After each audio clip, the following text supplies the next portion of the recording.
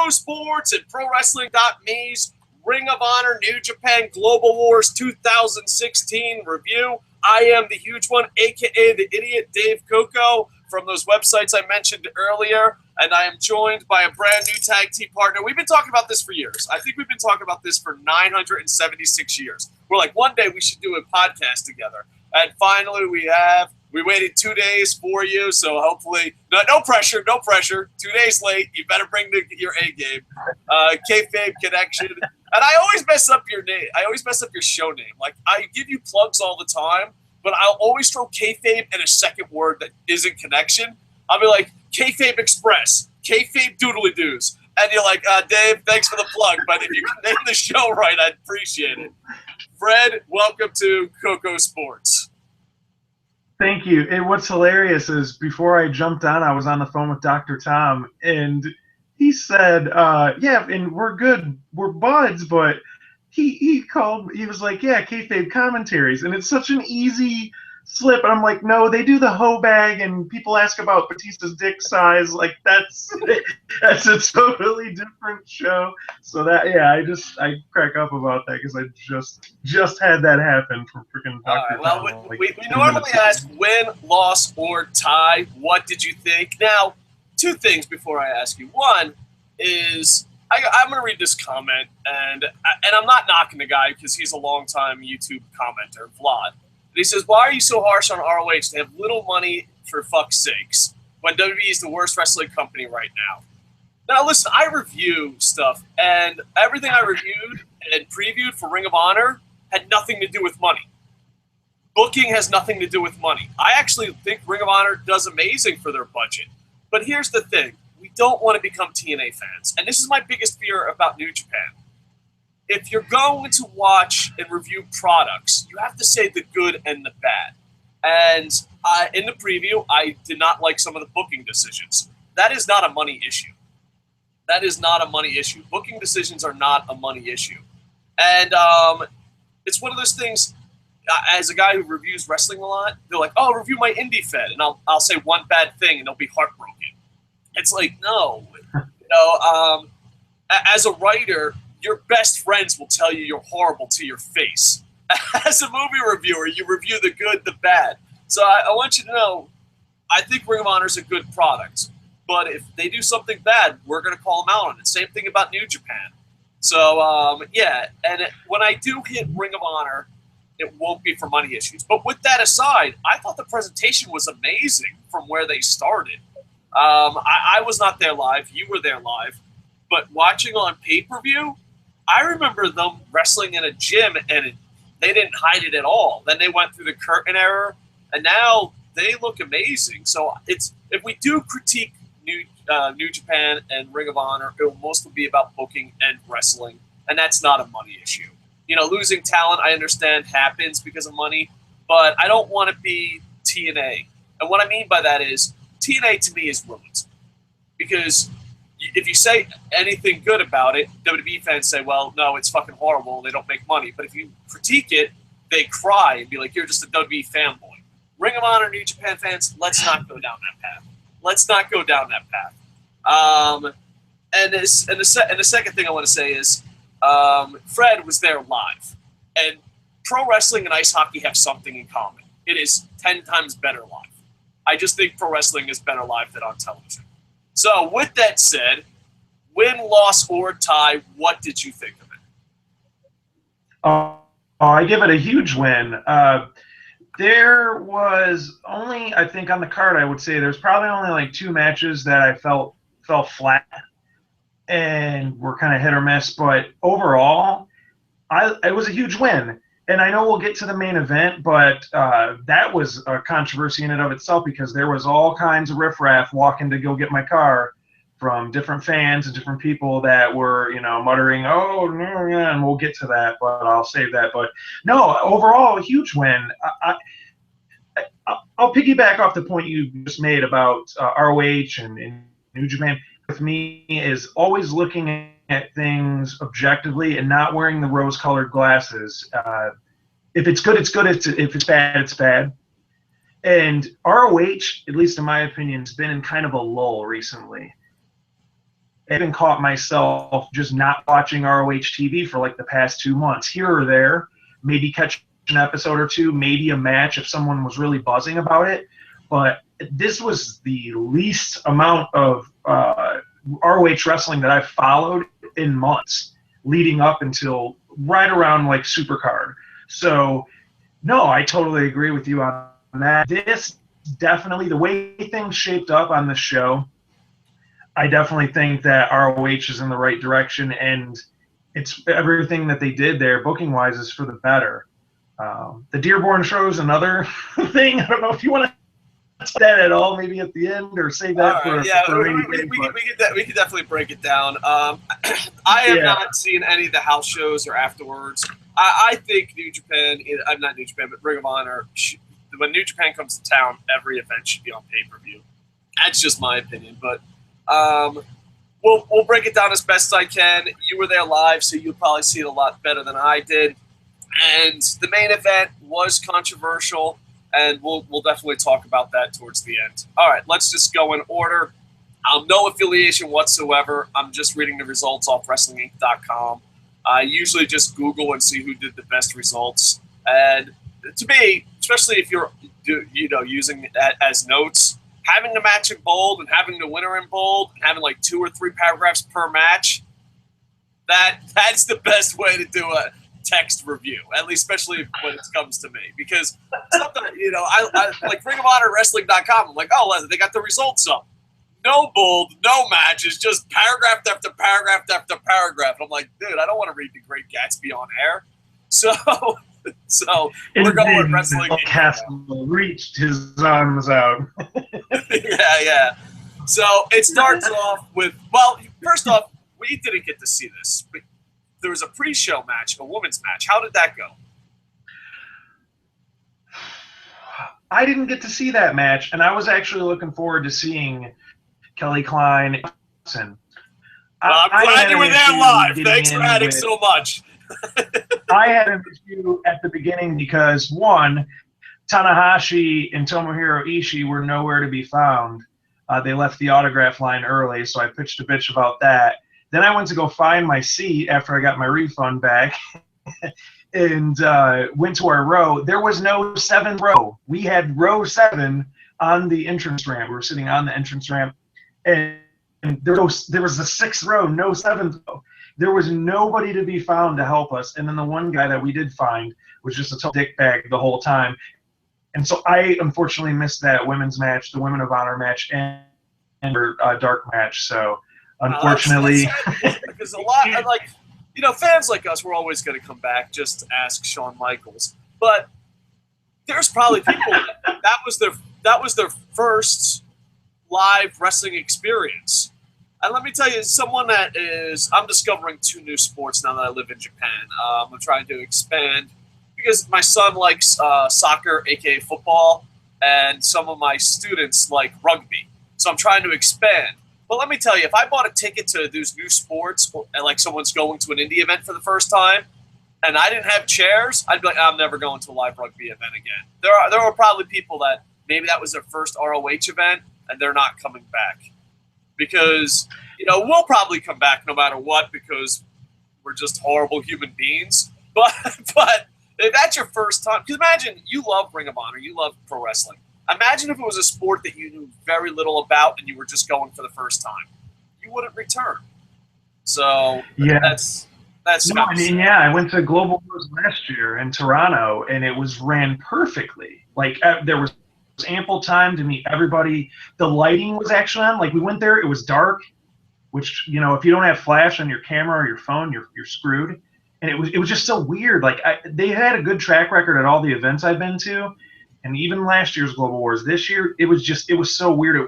It took forever to get inside, and once we did, there was no deal line to get the autos, and still like half the autograph line left. And thanks to you, shout out to you for the Wrestle Kingdom 10 program. I was furious because Okada signed the one side, so I needed to go to Tana next. And I looked, and I'm like, where the hell is Hiroshi? And I went up to the guy. I went up to Jeff there. He's a great guy. He always takes care of me there. But I went up to him like, I got this sent from Japan to get it's like, oh, they cut it off, like he left. I can't tell him when, you know, when to leave and when not. I'm like, can you hand it to him to sign? Like, I don't even want a picture or anything. Just sign the damn. Yeah. So there's a good chance that some guy in the back just signed Tanahashi's name and it wasn't even him. They're just like, no, they came out after. Well, they came out after the show. People must have picked. Ishii came out and Tanahashi, a bunch of people came out to do picks and autos. So, yeah, I don't want to be too sour on the whole fanboy experience, but yeah, I mean, it's just sad. It pissed a lot of people off. Because as super nerds or super fans, we beg people to check out alternatives, and that's the experience you give them. It's kind of like, all right. Absolutely. All right, so we get to the pay-per-view now. Number one contender to the ROH TV title. You have a four-corner survival match. You have, I'm going to get some heel heat, but you have three of the greatest wrestlers in Adam Page. You got Dalton Castle, who I love, Roderick Strong, who I love, ACH, who I love, and Adam Page, who's Mr. Popularity now. And you get heel heat. And I don't hate him, but I just hate the fact that people force me to love him. You know what I mean? It's like I don't see him as high as the other three guys in the match. I thought the match was great, and the Dalton Castle wins via pinfall, the Bangarang. And I love Roderick Strong. I've been watching him. I watched him wrestle in front of a bar with a different gimmick in front of 10 people. I've watched Roderick Strong his whole career. ACH I was really impressed with, and Dalton Castle, I just think might be the biggest star with the most potential right now, just character-wise, wrestling-wise, just a lot of potential there, and I'm looking forward to it. And then we have Adam Page in the match who makes big headlines towards the end. But overall, I really, really enjoyed this match. I thought it was a great opener, and it's weird seeing a four-way as a fan and going, any of these three guys, not you, Paige, not you. And it's so funny because we'll talk more about him later. But it was like, you know, at my house, we were like, yeah, woo! And for everyone that did a move, and then Paige would get a move, and like, whoa, not him. So I get a lot of heel heat. I don't think he's a bad wrestler. I don't know. I just don't feel like we should be forced to love him. That's my point on it. But overall, I thought it was a great four-way. And what was your thoughts on this match? It was a solid opener. It wasn't great. It wasn't bad. It was solid. It was a decent opener. The thing about this match too, and like I said, it's a weird dichotomy of Roddy Strong, Mr. ROH. I mean, love him, hate him. He is one of the most consistent wrestlers on the planet. You throw him in the ring. I watched him last year go up against Nakamura, and my wife is not a Roddy fan at all. And I stood up at a strong Nakamura match. She's like, why are you clapping for him? Like, because he just put on one hell of a match. He's Mr. Consistent, so he can't work a bad match. It doesn't matter who you throw him in there. H, to me, is a guy that he has the persona that you like him. He comes out. I've never said ACH to somebody who's a wrestling fan or who's current with ROH and bring up ACH's name and someone goes, fuck that guy. Like, yeah. You know, like, he just has that likable quality. I mean, the guy came out with a sombrero, which my wife's like, what the hell is he wearing a sombrero from? Because he's ACH.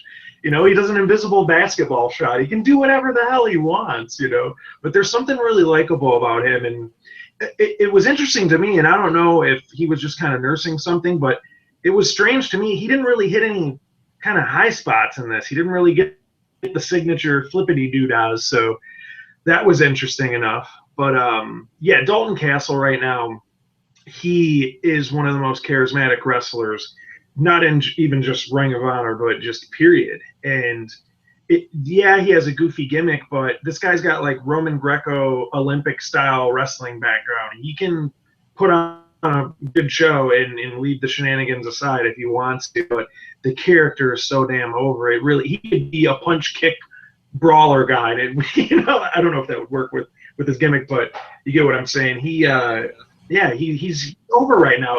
I think they made the right decision out of the four there. They made the right decision to let Dalton Castle get his moment. Yeah, he can go out there. He can cut great promos. He can work good matches, but what can he do in the title picture? And now's the time to kind of try to go from there. So, yeah, I enjoyed it. No problem, no problem. Yeah, you're having a little technical difficulties, but besides that, we can still understand you.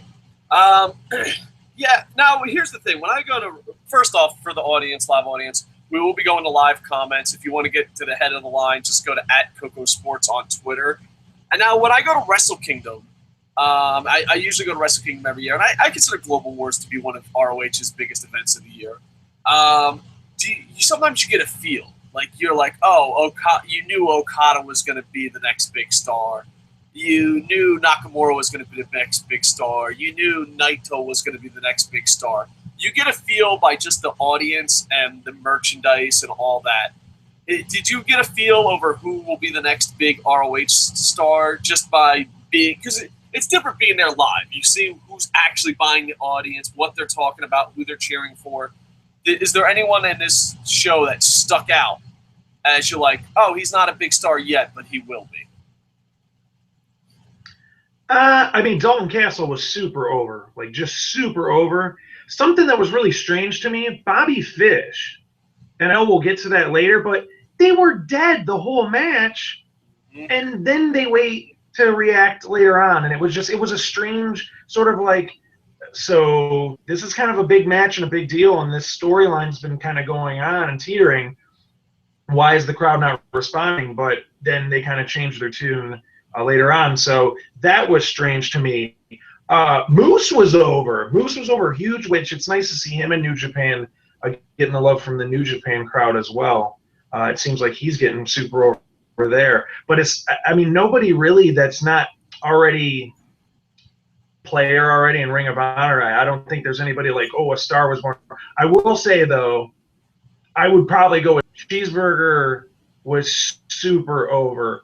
And the shirts they had there were freaking awesome. I picked up one of him doing the palm strike, and he's kind of like looks like a little anime character. And it seemed like one out of every 5 people had that Cheeseburger shirt on. So yeah, I would go with Cheeseburger. The thing that was amazing about Cheeseburger is he came out for the Legends Royal Rumble, whatever, Legends Battle Royal at Wrestle Kingdom. And everyone was like, who the fuck is this? Like, there was dead silence. And as soon as he got in there and started wrestling, I never seen an unknown foreigner. Because a lot of times if you're known, people will cheer out in respect. But I never seen an unknown foreigner get that over that quickly. Like, Cheeseburger, like, he comes out and, they're playing the Cheeseburger song, and everyone around me is whispering, who the fuck is that? Is that really a wrestler? Who the fuck is that? And I'm like explaining, like, yeah. I'm like, the best way, I'm like, it's a skinny Yano from America. That's like the best way I could describe him.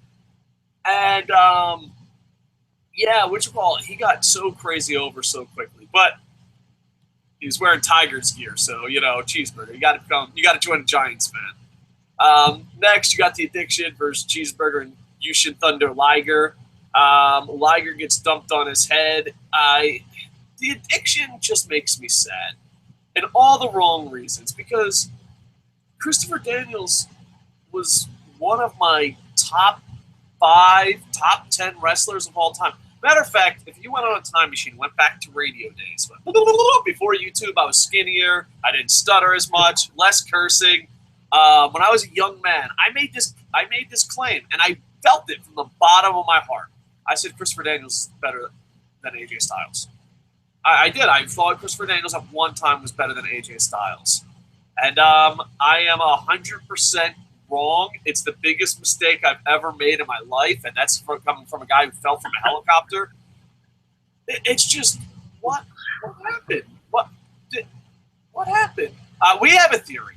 Now, you probably do a lot more research than making up theories on YouTube, but here's my theory.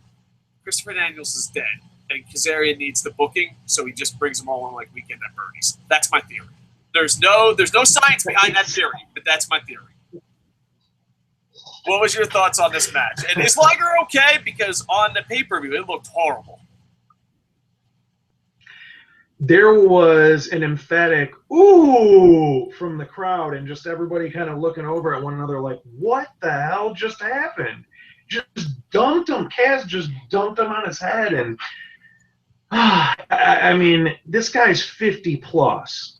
Let's take it easy here, all right? Like, we don't want another buckle bomb to retirement ceremony like we saw with. Let me buckle bomb you into the WWE Hall of Fame, Sting. Let's not induct Liger into the New Japan Hall of Fame the same way. Like, well, it's gonna end tonight. You know, like it was just bad, and yeah, the whole crowd just an emphatic, a collective. Oh, you know, so I don't know. I don't know what happened in that spot. The timing looked right for them to make it work. I don't know what happened in that spot for him to just dump him on his head. You know. Yeah, it looked bad, and everyone was tweeting me. I guess he's okay, but you're very nice to Liger. He's a young 998 years old. I thought this was an entertaining match, but at the same time, it felt like just filler. You know, but I don't know, because I don't know. It's weird. It was good filler, I guess. Not to be a dick. You know what I mean? It was a spectacle. Yeah. So enjoyable, but you wouldn't want to brag about it to non-wrestling fans. You're just like, oh, I enjoyed that. I will say, though, with the spectacle aspect, when Liger came out, I looked over at my buddies, and a couple of us were doing the same thing. I was like, huh? And they're like, yeah. You know, and I've seen him live twice, but for a couple of the people that were in our group, that was their first time meeting him or seeing him live. So it's something like it could have been the shittiest stinker of a match ever. Liger's coming out, and there's his music, and he's right there, and holy shit, that's worth whatever happens. The match happens. I got to see Liger, so yeah, it's more of a spectacle at this point with him than you sitting like Dave Meltzer with a notebook pad going. Yeah, the thing about Liger is, like, he's old, and sometimes you want to critique him and be a dick, but as soon as his music hits, you're fucking happy. Like, as soon as Liger's music, like, I'd be like, oh, fucking Liger. And then his music will hit, and I'm like fucking 8 years old again. And I'm like, yeah! It's such a weird thing, because, same thing with Tiger Mask. Like, go, Tiger, go. Like, you just start going absolutely crazy. So, yeah, Liger has one of the best entrances. But, yeah, very entertaining.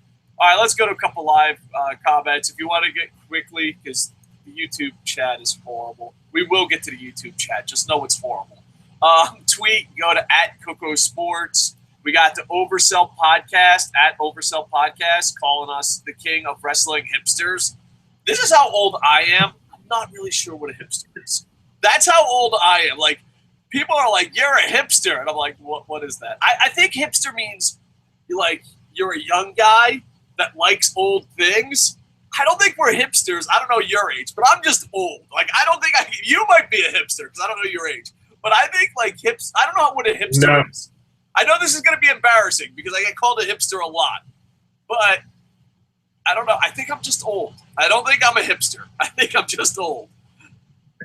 So we're the king of wrestling hipsters. And I don't know what hipster means, so we'll take it as a compliment. Your thoughts? Oh, I'm familiar with Derek from the Oversell Podcast. They're down there in Memphis, Tennessee. They cover Memphis wrestling. So shout out to him. You can listen to him on iTunes. Yeah. There's a running joke that we have, and we talk about the greatest wrestling character, and it's on video. It's captured. Let's copyright this. The greatest wrestling character that hasn't been created. We can have a guy like straight WCW style with his name in initials is IWC. Gotcha. And so his manager people will be love that because the thing is, people because people really hate pro wrestling fans. Yeah, you're having technical difficulties, and I'm like, okay, you can't talk, and then I'm talking, then you start talking. I'm like, he, chemistry's bad. Hot tag to you. Am I good? Yeah, you're good.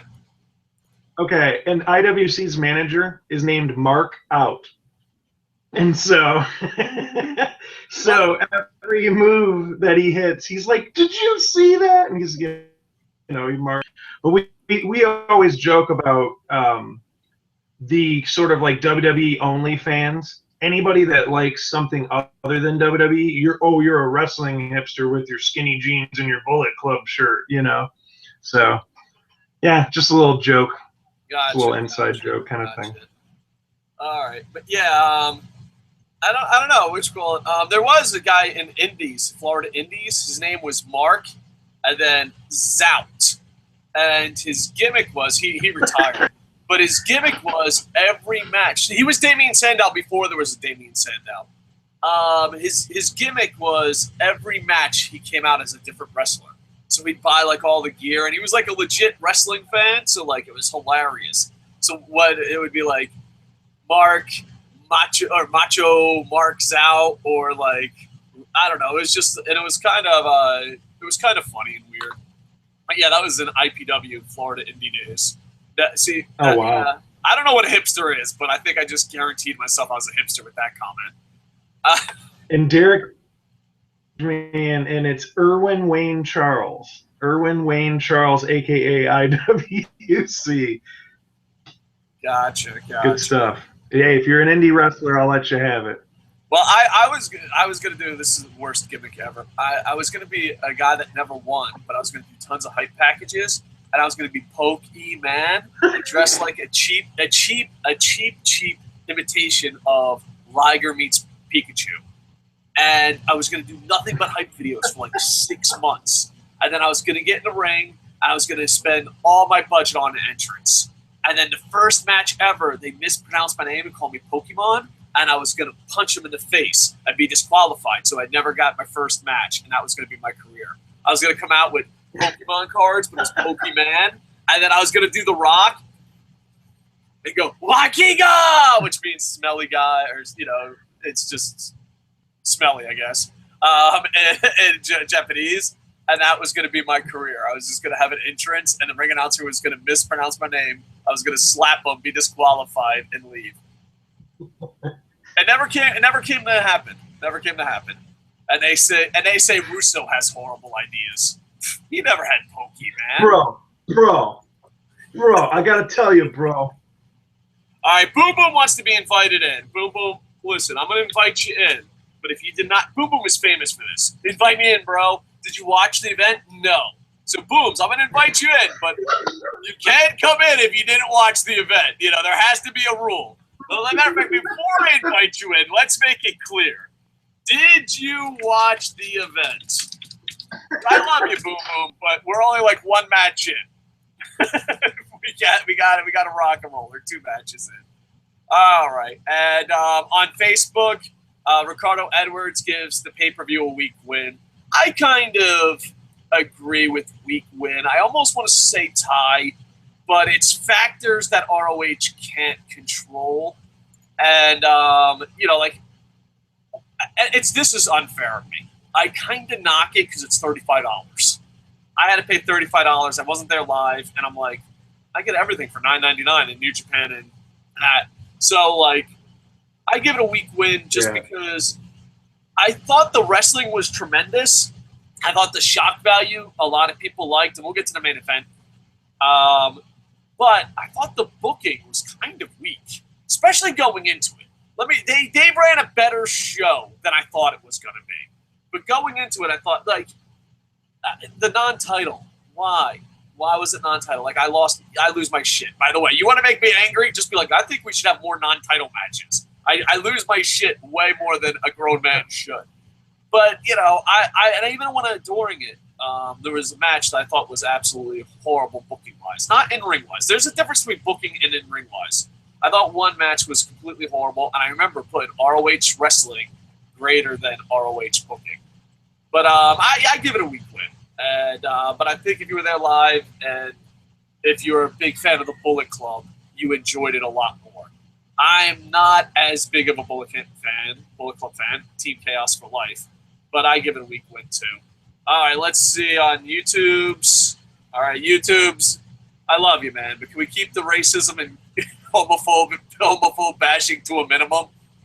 Yeah, like, especially towards the end of the show, just out of nowhere, people are like, let me just say random mean stuff about gay people and racism.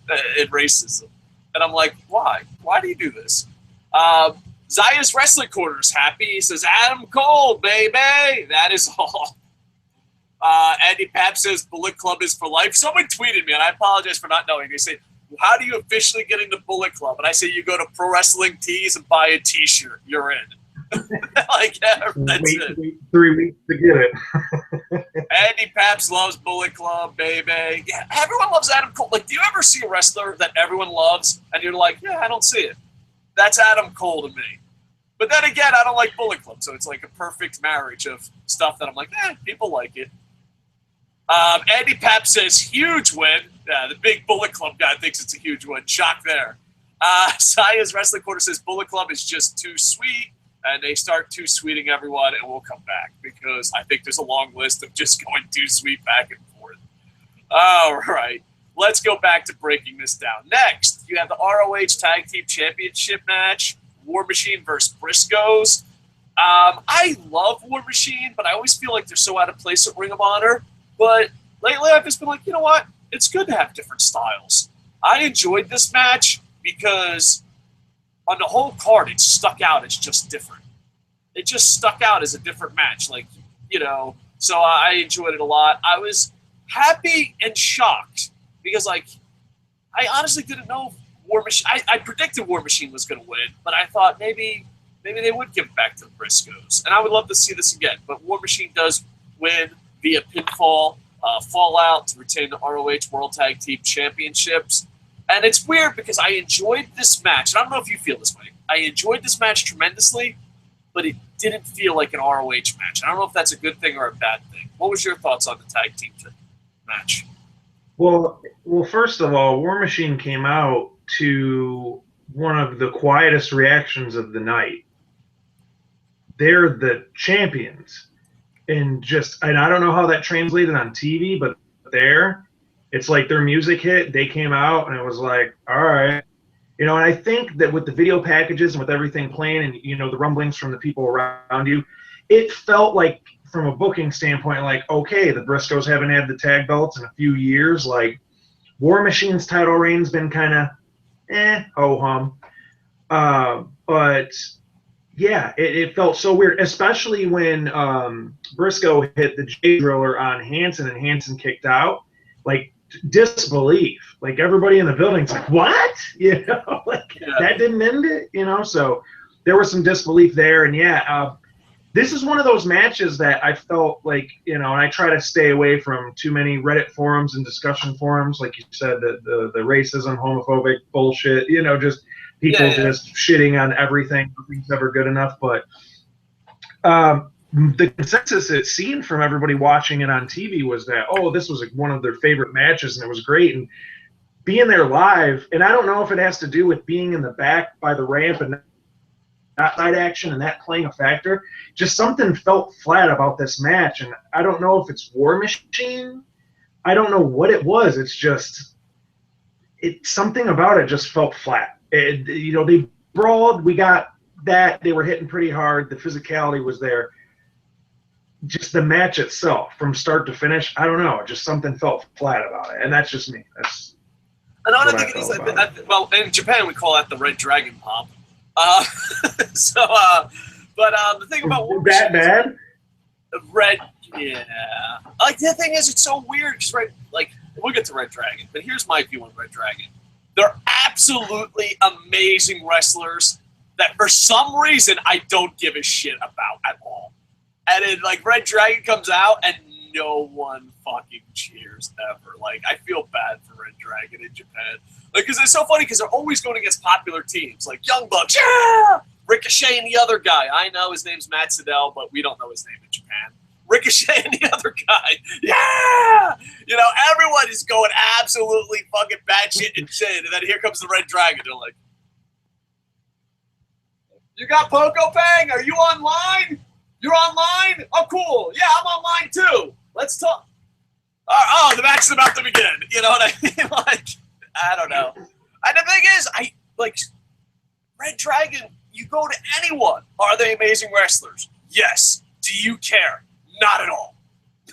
Not at all. It's such a weird situation. So, next, I don't want to be negative. I enjoyed this match a lot, but it was hard. And I know, I was a little hard on ROH, maybe not hard on New Japan. I know since the Brock Lesnar situation, those that know New Japan history, realizes Brock Lesnar really put a lot of fear into New Japan.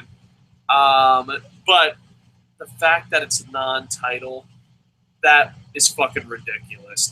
It should never be non-title, ever in a million years. You should never have non-title. And I feel bad for the people that are alive. But Naito is absolutely amazing. Kyle O'Reilly, even though we don't care, he's an amazing wrestler. Weird spot to be in. And I enjoyed it a lot. It's just, I ripped apart Ring of Honor pretty hard on this one. And it's $35 fucking dollars. I don't know how much your ticket was, but I imagine around the same price. Well, with merchandise, you probably spent over $200 on this weekend. You know, and I'm just guessing because I saw your merchandise haul. I saw where you were sitting. You probably easily spent over $200, travel, everything. You know what I mean? There's no way spending over $200, $35 for a pay-per-view that it should be a non-title match. There's just no fucking way. You know, and I this ain't a Ring of Honor thing, this ain't a New Japan thing, this ain't a WWE thing, this ain't a TNA thing. I think as a fan, internet, IWC, I'm in the business, but don't make $2,000 a month. Whatever fandom you're at, I think we can all agree that if you pay $35 for an online pay-per-view or $200 to go to an event plus merch and travel, all that the title should be on the line. The title should be on the line. Not that, but why? Naito came in, and granted, I know New Japan has a lot of fear because of what happened with Brock Lesnar, but still, this should be a title match. I enjoyed it a lot. I just feel, and you can say if I'm wrong. I think you spending $200 to be there live, me paying $35 in the age of everything cost under $10. It's hard pill to swallow that it was non-title. Overall, I enjoyed the match a lot. Naito wins, and this is Global Wars. In my eyes, Global Wars should be a huge event, and the IWGP title should be on the line. And I ripped Ring of Honor apart, and maybe I was a little too hard on Ring of Honor, but the title should be on the line. Besides that, I enjoyed this match tremendously.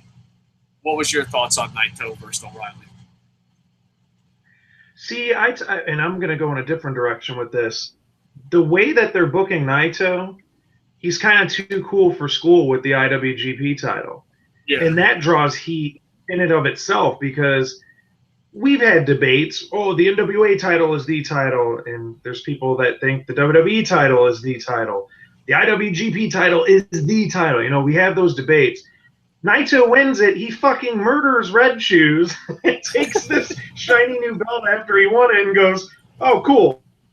Mic drop, we get a belt drop. Yeah, and that in Japan is a big deal because it's like, yeah. No, I was just saying the whole sell of that is like, oh, here's the shiny toy. Well, great. I don't fucking care. I'm just here to destroy people. I'm here to just do my thing and be cool, and I'm out. Like, okay, I got this toy, you know? So is that something that they're trying to go with? Like, it's, you know, that's his angle, that's his gimmick, that's his shtick. Because I agree. I think, you know, for a Global War show, the IWGP title should be there on the card. And some might even argue it shouldn't be mid-card, you know, which is kind of a strange way to book that match kind of in the middle of things. But I don't know. I took it more as like Naito's just, he's too cool for school. I mean, he just drops the belt on the ramp and walks in with his suit and his mask like, all right, time to go to work, you know? Like, I don't know. I had a different reaction about it, but I know I enjoyed the match. I thought the match was pretty solid, and I think O'Reilly and Naito meshed well. And it's funny, after the match, people were saying, man, I'd really like to see that again with the title on the line. So that kind of goes back to the point you're making. You know, there were people that wanted to see that match. I just think that it should be non-title. I think it's ridiculous. But the thing is, I just want to add on to it. For American fans or those that don't know about Japan Pro Wrestling or don't know as much, I don't know how to say that without sounding like a dick. It's really a huge deal. Tyson Tomko, maybe 10 years ago, he had 4 titles. And I don't know. According to him, he just had to put down the titles to grab the mic. But that's not the way Japan media and fans went. They were like, what a disrespectful gaijin throwing the title on the ground. 10 years later, Naito's just throwing the belt up in the air and not giving a shit. So it's such a huge, huge thing. And it's weird because, like Naito is the cool guy right now in New Japan. Like, you could even see Naito's gear everywhere, even not in pro wrestling in Tokyo. But you still hear when he throws up the title, they'll go, you know what I mean? Like, it's still a shock value here. I know in America they throw titles in garbages and drop them and all that. But in Japan, this is kind of groundbreaking because I remember Tyson Tomko, we interviewed him, and he's like, dude, I just put the belt down to grab a mic. I'm like, he was just getting heel heat because he was like, he was a tag team, I think, with A-Train, you know, Big Bernard, or I don't know, Tenzai, I don't know. He has a million names. Mr. NXT Trainer. And I remember, I was interviewing because I used to do interviews back in the day, and I wouldn't cut off my guest as much as I do now. But I used to do interviews, and like he would be like, "Can you please ask me about the title thing?" And I was like, "Really? Is it that big a deal?" And he's like, "You have no fucking idea how big of a deal it is." And he's like, and the thing is, Tomko was like, you know, straight shooting on everything, and then it comes to that question. He became so PR because he was like, "Oh, please get this back to Japan." He's like, "Now listen, I did not disrespect the titles. I just gently put it down." Like, and granted, none of that really happened. He kind of threw down the titles to grab the mic. But still, like, it was just funny because, like, you know, 10 years later, Naito's throwing around the most important title in the world. But yeah, I guess we'll agree to disagree. But I think nothing should be a non-title ever. And go ahead. At the end. I like the little touch of O'Reilly laying the belt down gently and then just getting down on his knees and kind of like, hey, you know, respect to the title. Like, there was that little say to kind of say, like, oh, hey, guys, you know, the IWGP title's kind of a thing, and the guy that just won holds the title. So, you know, they had that little nod at the end with O'Reilly. But would you book anybody that's on the current ROH roster to actually pin the IWGP champion in an IWGP championship match? And this could happen in ROH. This could happen at like a Wrestle Kingdom or New. Would they have the balls to do that? Do you think there's anybody that you could do that with on the roster? Maybe Elgin, because Elgin's so over in Japan. Possibly Elgin. You have to be careful who it is because we'll get to the Bobby Fish match. There was a different reaction in Japan than maybe at the live arena. But Elgin's really over. I think you have to go there, get over, and then win the title. Or you have to win it there. I don't know. I'm trying to think. Maybe Roderick Strong, but I would say Roderick Strong's perfect for anything. You'd be like, oh, who's the next Iron Man? Roderick Strong. Oh, who should play the part of Black Panther when, you know, Roderick Strong? Oh, who should be the next Superman in Batman v Superman? Roderick Strong. You know, so who should play the life and times of Malcolm X? Roderick Strong. So maybe I'm a bad example of that, but I think Roderick Strong would be worthy. I remember Roderick Strong. Boom Boom, welcome. We let you in because you watched the show. Boom Boom. Yes, I actually watched the show. Yes, I did watch the show. Imagine that, me being the professional one. Take notes, Mr. Coco. You know, I'm sitting here listening to the lies and slander here. And first of all, you need to apologize to Mr. O'Reilly. You know, he is a phenomenal wrestler. See, Dave, I know you're big on Roderick Strong, but here's my thing. If you're going to be gay for a wrestler, at least be gay for a good one. What? Roderick Strong's amazing, sir. Don't even. I'm yanking your chain, son. I'm yanking your chain. Relax. All right, so I say weak win. He says huge win. He was live. Win, loss, tie. What did you think? I still give it a win. A lot of people crapped on the end. We're going to get to that in just a little bit, but I would say that it was kind of like, if it would have been just like a regular Ring of Honor episode, like they chopped it up into 3 episodes of just Ring of Honor, I would have said, man, these are great episodes, but this was a pay-per-view. I was expecting a little bit more. However, I think some of these matches, particularly later on in the card, delivered. And the main event, after, a lot of people crapped on that, but I give them props for at least having the guts to pull the trigger on a big angle here. I'm interested to see what's going to happen going forward. So for that, I will give everything a win. Because even the worst match, and I think the worst match in my opinion was probably, I'm either going to say the tag match between War Machine and the Briscoes, or hell, even as much as I hate to say it, Naito and O'Reilly, because I really felt like those two were just completely holding back. Because it's a non-title match. Why bother? Oh, Jesus. Do I have to listen to this fucking argument? Dude, not even once. Not even once. Non-title matches are worse than fucking decade. Okay, for those of you playing along at home, I've had to listen to this same fucking argument for a goddamn decade.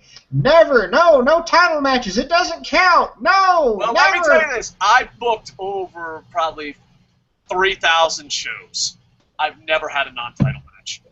Like I remember champions and like challenges like, oh, we can have a non-title match. I'm like, no, we can't. Like, yeah, we can. No, we can't. But yeah, I mean, nope. I've never, ever. Yeah, we know, old man Coco. We know. It's wrong. It's wrong. There's some things in life you shouldn't do. You shouldn't date too young of girls, and you shouldn't book non-title matches. These are the only things I live by. Yeah. If the girl, great booking. I mean, there's life lessons, there's life rules, and I right now I can only think of two. Never date someone that's way too young for you, and the second is never book a non-title. There. You know, the world would be a better place. I've got some more for you, Coco. Here's some more nevers in life. 1, never fry bacon without a shirt on. 2, don't spit in the wind. 3, if it's got an Adam's apple, it's probably a man. All right, well, enough about life lessons. Let's learn about God and religion. You got Okada. Moose and Okada versus Elgin and Tanahashi. I enjoy this match. I love Okada more than a straight man should. Elgin just impresses me. Moose just impresses me. Tanahashi's there. I noticed the farther we get from Wrestle Kingdom 9, the more I like Tanahashi. Like, oh, I hated him so fucking bad that night. But like now that like it's over, like Wrestle Kingdom 10 happened, I'm like, I remember I used to like Tanahashi. Oh. But overall, I enjoyed this match tremendously, but this should be one-on-one matches. These should be one-on-one matches. I just think Moose, Tanahashi, Elgin, Okada, bam, you got yourself. I'm not even complaining. I'll pay $235. I'm not a math teacher. Anyway, overall, I enjoyed it a lot. Kayfabe Connection, we've been bickering like little brothers and sisters. Well, what do you say about this match? You were there live. It was interesting enough. Beforehand, I asked if I could take a picture with Tanahashi and Okada together, and they said no. It's like a big no-no to do that. And I should have put 2 and 2 together on that. Like, let's keep kayfabe alive here in Japan. But interesting enough, they didn't want a tag match to begin with. I guess New Japan officials were kind of sour about them booking Okada and Tana in the tag. Yeah, they were pissed that they put them in a tag. So they made up for it with them locking up first, and them just getting in the ring together, that was the loudest pop of the night. Just Okada and Tanahashi stepping in and people going, oh shit, they're gonna wrestle each other to start. Biggest pop of the night by far, and you know, but yeah, I enjoyed it. It was fun. Everybody kind of got their stuff in. Elgin looked great. Everybody did their thing. So.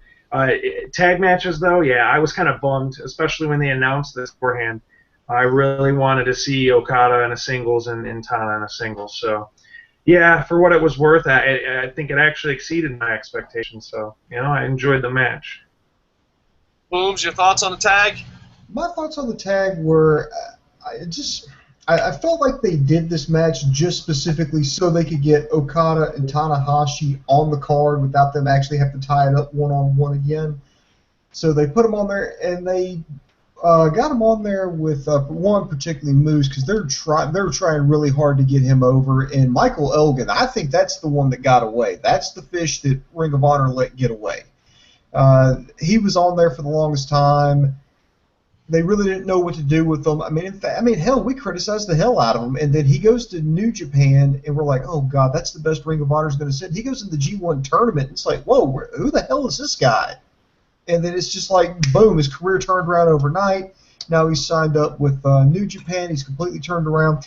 For me, watching it on TV or internet, however you want to put it, to me, it's just the crowd was hot for the beginning.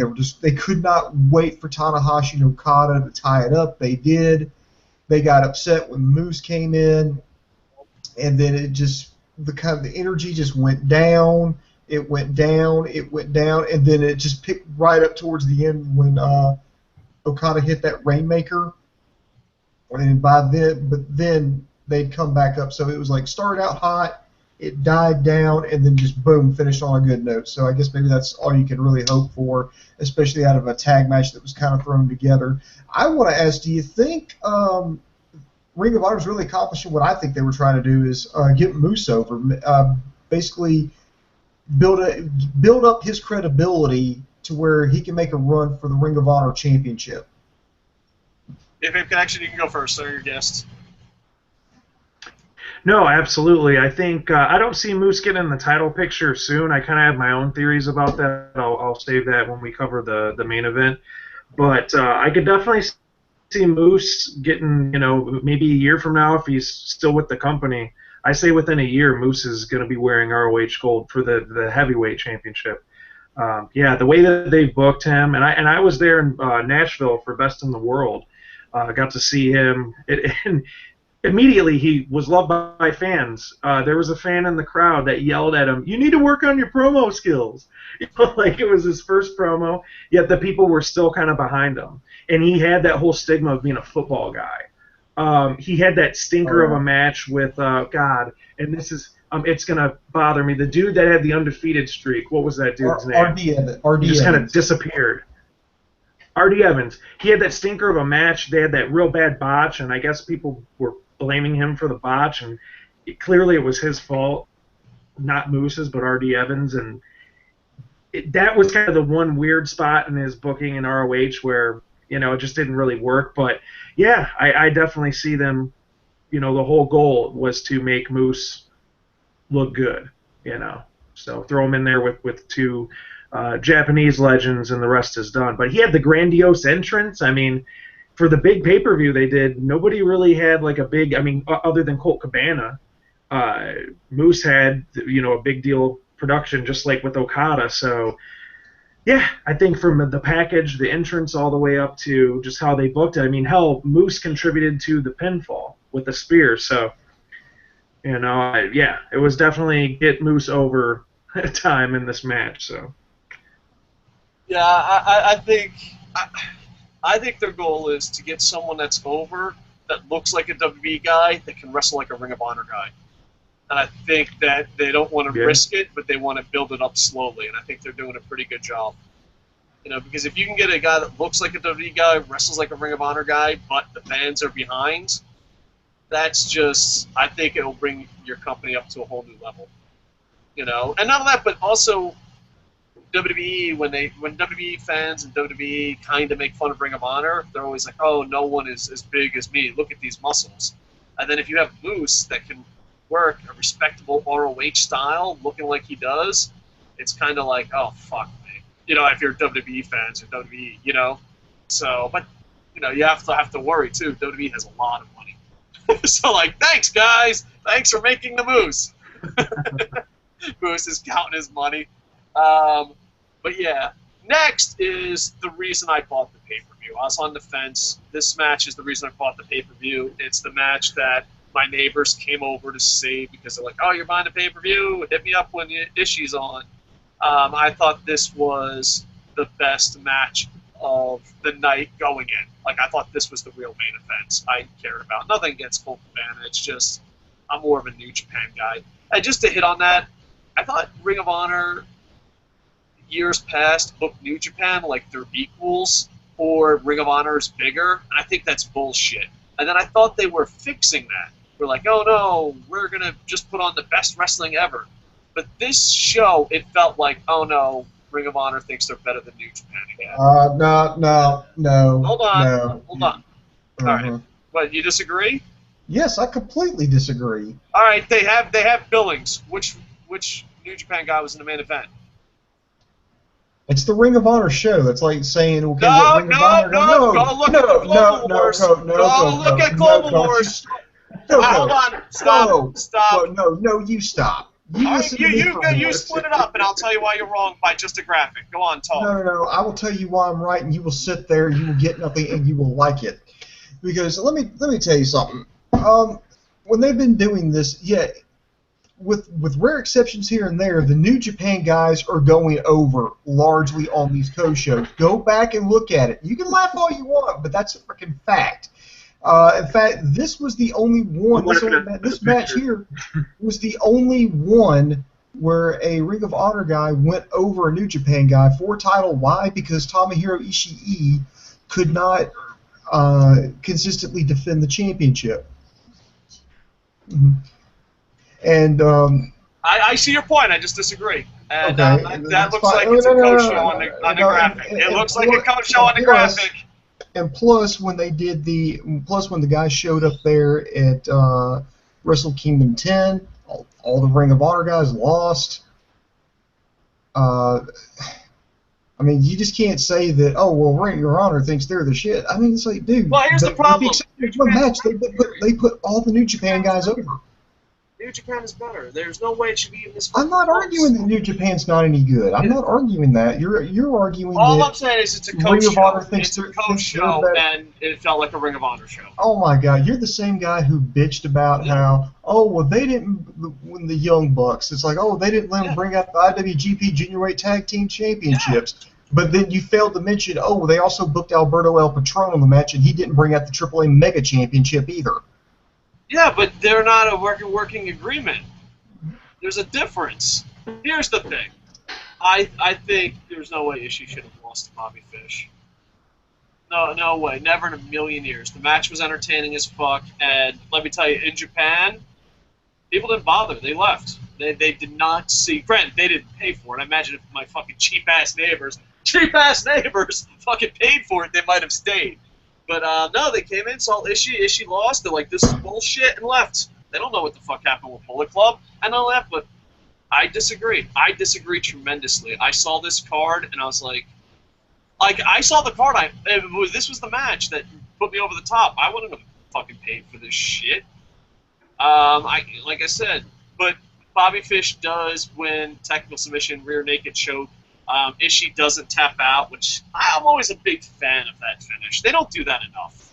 I think more people should have. Yeah, it made sense. In my opinion, it was the match of the night. Yeah, I think match of the night. I just don't think Bobby Fish is worthy of beating Ishii at all. Oh my God, nobody's worthy of beating anybody on TV else in your mind. I think Elgin, Roderick Strong. Nope. See, you're just making. Dude, listen. Have an argument with the person you're having an argument with. Don't make up fucking counterpoints. All right, who could beat Ishii? Roderick Strong, ACH, Dalton Castle. Whoa.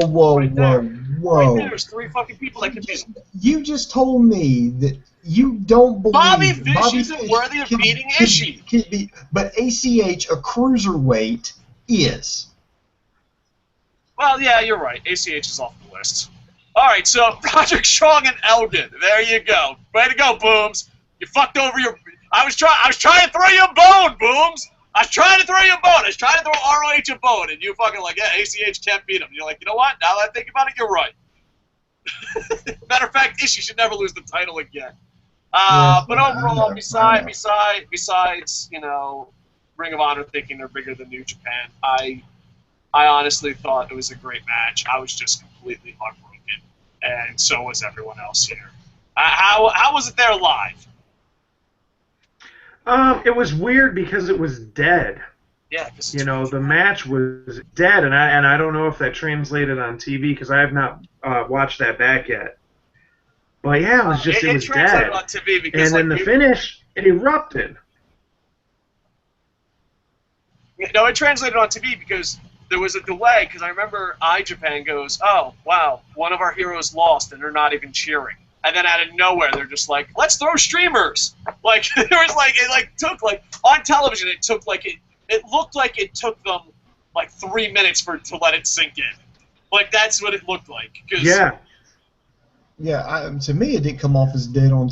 I watched it on TV. It didn't come off to me as dead. I mean, hell, with the way that Mr. Wrestling 3 and Kevin Kelly were selling it, I mean, it was just, here's this long journey that's finally come to an end.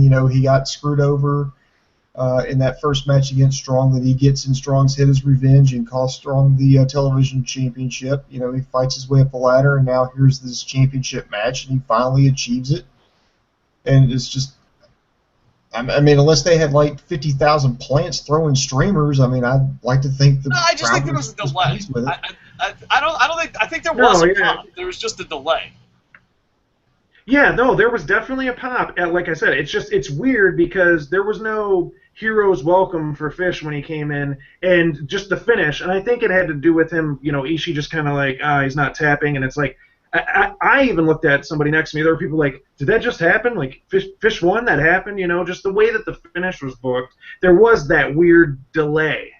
And kind of like a disbelief. Because I think there were people there that may not have thought that Ishii would just lose, Fish has never won singles. What I think that is the fact that he never tapped, and they were thinking, did he tap? No, he didn't tap, and then they didn't realize it was referee stoppage. Yeah, the same thing happened with Bayley and Asuka. Remember, Bayley was choked out, and the referee called for the bell. And the whole time, like, wait a minute. So this isn't unprecedented. I mean, it's just it's going to take a second for you to process that. It's like, no, there wasn't a tap. The referee just called the match. Oh, okay, yeah, all right. And then boom, there's the pop after it takes a second for it to sink in. And I don't think that's a sign of bad booking or poor performance. I actually think that's a sign of good performance. It just the crowd is just completely taken off guard, and they're like, oh, wow, okay, yeah, our guy won, yeah, woohoo, here, go Bobby Fish. So, no, it was a weird crowd all around. So, yeah, it was a weird crowd all around. The crowd sucked. Really? Yeah, it was weird because they seem to be happy for certain things and not for others.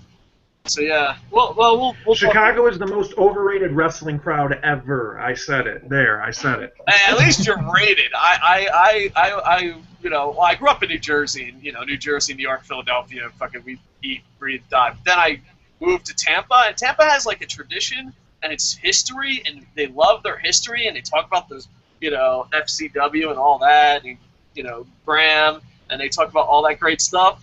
And it's weird because at the Indies, you'll get like 200 complete diehards, and they're like, "This is the greatest. We love pro wrestling, yeah!" So, but like at WWE events, it's like in Tampa, it's like they came by accident. Like they're just like, "Oh, what are you doing after the show?" Not much. Oh, there's pro wrestling. Yeah. All right, I'm leaving. Like Tampa is a shitty town to watch WWE in. It really is, and the reason why it is because no one cares. I don't know how WWE does it, but they come and sell out the Ice Palace. We call it the Ice Palace. I don't know what the fuck it's called now. St. Petersburg Times fucking proudly presents an arena brought to you by Scream. I don't know. We call it the Ice Palace. And, oh, whoa, I forgot. Let's go Lightning. But, they sell out the Ice Palace, and, 10 people care. Where the fuck? I don't understand. It's the 50-person arena. Yeah, and people the leave. 50-fan arena.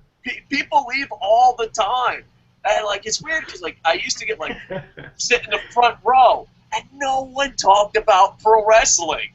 They would always be like, "Hey, you going to Evil after this? Yeah. How about those Bucks?" I'm like, "Dude, what the fuck, man? There's wrestling right in front of you." I know, we got the tickets. You don't need to tell us. Let's leave. So Tampa's a pretty shitty town when it comes to WWE, and just. I don't know, you get 200 super diehard fans, and after that it dies down.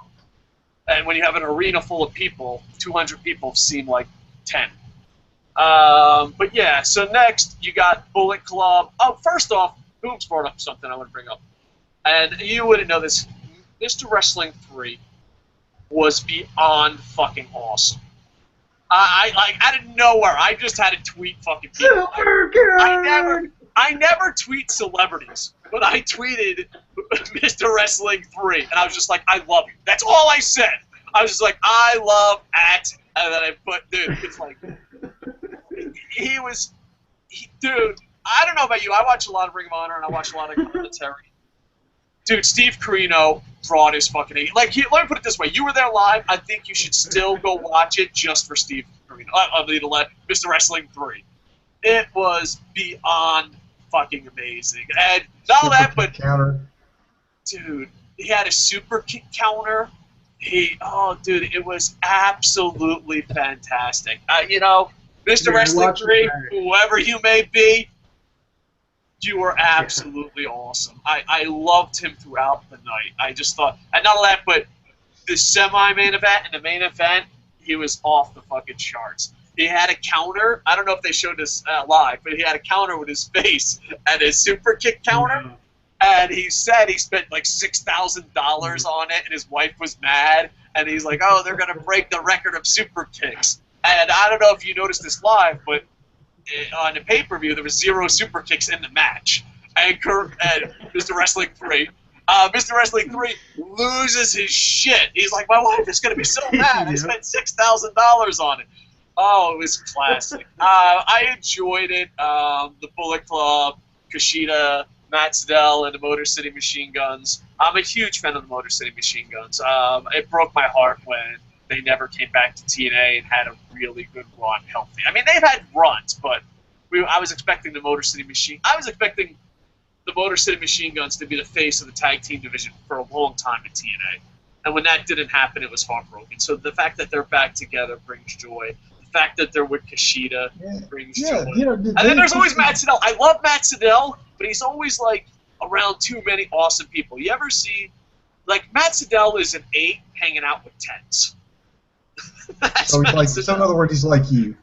I'm not an 8, sir. Don't give me. No, I'm saying I'm a 10. I know, but even if you're delusional, think you're a 10. I'm a -7. Calm down, Ty Dillinger over there. Kayfabe Connections. All right. Oh, there he goes. Yeah. All right. So overall, I thought this was enjoyable. I don't even know if the match was that good. I just know I had such a fun fucking time listening to Mr. Wrestle 3 call this match. It was so much fun. Because it was funny because every time like Kushida's team would do a super kick, he would go thrust kick. Yeah, it wasn't a super kick; it was a thrust kick. He's like, that doesn't count. That's a thrust kick. No, here it is. Here it is. Get the meter up. Get the meter up. Here comes. No. It was pure joy. Pure joy. How was it live? No, it was entertaining. It's fun. People may say they get tired of the whole shtick with the Bucks and, oh my God, the super kicks and kayfabe and how they're not selling this and how could you do? It's a fun match. That's what you're getting out of it. And for me, I'm not a fan of the New Japan style of like before the the real main event comes, let's have 3 to 4 mixed tags. Like, I don't get into the mixed tags. Like 8-man matches, it takes me out of it. I can't get into them. But on paper, you knew what you were getting, and this was fun. It was entertaining from start to finish, bell to bell. It was fun. It was a fun match, lots of spots, and the nuance of them not hitting a single super kick to me is just brilliant, and it just added to the end. And there were some people salty about the way things ended, but to me, this planted the seed of something that was really cool. Made it that much better when they played it out in the main event match. So no, it was exciting. It was fun. It was a fun match. Now, just one quick question since you were there live. Me and Boone saw on pay-per-view and there was the counter. Did you have any idea that Mr. Wrestling 3 had a counter? I didn't until I got some messages from people there after the fact. When I was walking in my car, they were cracking up about, oh, you got to see Corino, like, he's so funny, and there was a counter, and they were adding up. They were telling me how many they ended up with eventually, but there was 0 in the match. I'm like, oh, I noticed it in the match, but I had no idea about the counter. And that, when I watched it back, I was in tears laughing. Like, it just hilarious. Yeah, and not only, but it kind no of counter there, it was so fun. It made the main event seem a little more special.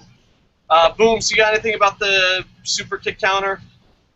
Oh, I thought it was hilarious. I love the fact that he said that it was $6,000, and then you had to. And he kept calling for it, and production kept popping it up. I guess that's because I work in television, so I'm kind of a nerd about that. That somebody was actually have to call it up, and somebody was gonna have to start punching in the numbers. And the thing is, if you ever worked in television, that is a pain. It's a pain yeah. when someone on air says, "Why don't you do this?" You have no idea how much that makes you angry. Like, you would rather hear the most offensive joke about your mother than have someone on air say, "Hey, why don't you pull up that graphic?" Oh, the hatred. The hatred. Yeah. Tell them about the hatred when someone tells you to pull up a graphic. Especially when it's unexpected, uncalled for. Hey, can we cue this video? Can we get this video? Because now you have to stop what you're doing on air live as time's counting down. And not only you got to find it, you got to coordinate with you and the director to, find it, cue it up, and pop it up. And by that, you're thinking, well, how long does it take? Well, you may not think it takes long, but in actual time, I mean, you could take about 20, 30 seconds, which doesn't sound like a lot, but that's freaking forever on television. Yeah. Well, it's so funny because, like, me and Booms, who work on television, at least I did before my injury took over, dude, it's so stressful, and it's so funny. Me and him work on television. You notice no graphics. Me and Booms are like, "Fuck you! We worked in television for a living. You want graphics? There, no graphics for you. Sorry." So like you see, I notice who's ever on YouTube and they've worked in television never has graphics. Like, yeah, granted, I know the audience loves graphics. Dude, you have no idea. Work behind the scenes. You hate graphics. Mm-hmm. You just hate them, especially live television. Oh, I don't know. But Kayfabe Connection, have you ever worked in television or behind the scenes? No, I have not worked in television. And I bet you if you had a YouTube channel, you'd have Not graphics. You would have graphics. You're like, "Hey, come to my channel. We have graphics." Nope. So. Forward with some Sharpie on it. All right, let's talk the main event. To me, I'm a bit nerdy, and there's some things I'm bitter about, but it's not what you think. First off, pre-show, I had mixed feelings. I had an ROH side of brain and a New Japan side of brain. My ROH side of brain said, "Wow, Colt Cabana is coming back to Chicago to go against the title. This is amazing." That's my ROH side of my brain. The New Japan side of my brain is like, "What the fuck? There ain't a New Japan guy in the fucking main event? This is bullshit." So I had mixed feelings. Then when the match started, Colt Cabana got his got a great entrance. Just much respect from his hometown. It felt good. I don't know. I was there in person, but on pay-per-view, it felt good. Where is it? Oh, wait, what are you looking at? Oh, we got a picture here. That is the coolest thing I've ever seen. Did you make that, or did they sell them? Did you make that? No, they sell them on Pro Wrestling Tees. He was at a con, and I emailed him and asked if he would drive from Chicago to Indiana with this giant head in the back seat, and he said, "Of course, or if you're buying it, cool." So he drove up with Cliff Compton to a con with that in his back seat. So, that is awesome. Yeah. Colt Cabana is such a It was the right moment to bust it out this weekend. Yeah, that's amazing. But yeah, so how was it there live? I imagine there had to be people with tears in their eyes. Man, tears. That entrance was awesome. The production, I mean, the new stage set, the person that was responsible for signing their name on the dotted line, kudos to that person, because that was a complaint by so many people as the production value of ROH was kind of dulled down. So you have this giant, beautiful fucking entrance ramp, and then the boom, boom, and him just kind of jumping out. Like, it was perfect. He got the hero's welcome. I knew he would be over, but that Colt Cabana chant seemed like it was 5 minutes long in person there. It just would not stop. And rightfully so, deservedly so. I think it was awesome, and that alone made the match seem like a big fight feel. Just with that huge entrance, that huge pop, kind of set the course of like, okay, this is a big deal. And he went up against New Jersey's very own Jay Lethal, who, you know, I love Jay Lethal to death, but that was not his crowd. That was not his audience. It was Colt Cabana's night. The match, there's really not much to say because it kind of just got started. What did you think of the match? And then we'll talk about the big shock turn thing. The actual match, not the turn. It was interesting because, you know, Colt's, he's working a straight match. He's not working a gimmick comedy match. He's working a straight match, so that was kind of cool seeing him, you know, kind of shades of going back in the day, you know, Cabana and Punk, those kind of matches, Cabana Homicide, those old school ROH matches where he's not silly, goofy guy. He's a wrestler. You know, we'll label him comedy wrestler, but he's a pro wrestler. And so that it was really cool seeing him just in that full mode of just pure wrestling. He looked pretty good. I mean, him and Lethal, what's the problem with this match? Nobody's going to remember what happened in this match. No, and that's why I tagged you. Yeah.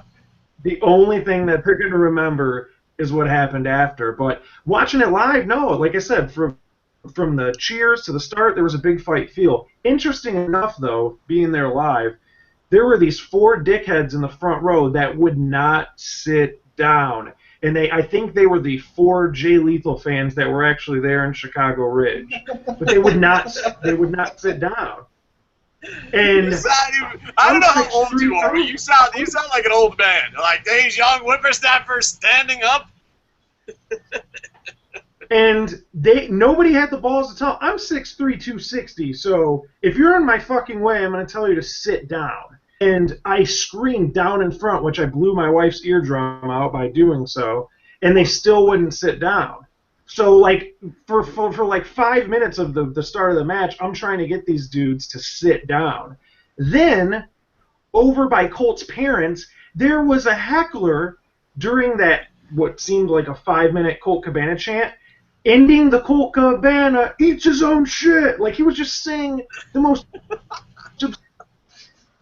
to the point that Christopher Daniels had to come over and a fight broke out, and Christopher Daniels ran over to try to bust it up. This is what happened live during this Cabana Lethal match. So there was more on the outside to start. Yeah, that's amazing. Yeah, there was more action on the outside there to start, but no, it was a solid match. I mean, you know, there wasn't a clean finish. I heard that so much going up. There wasn't a clean finish. I was that way a little bit.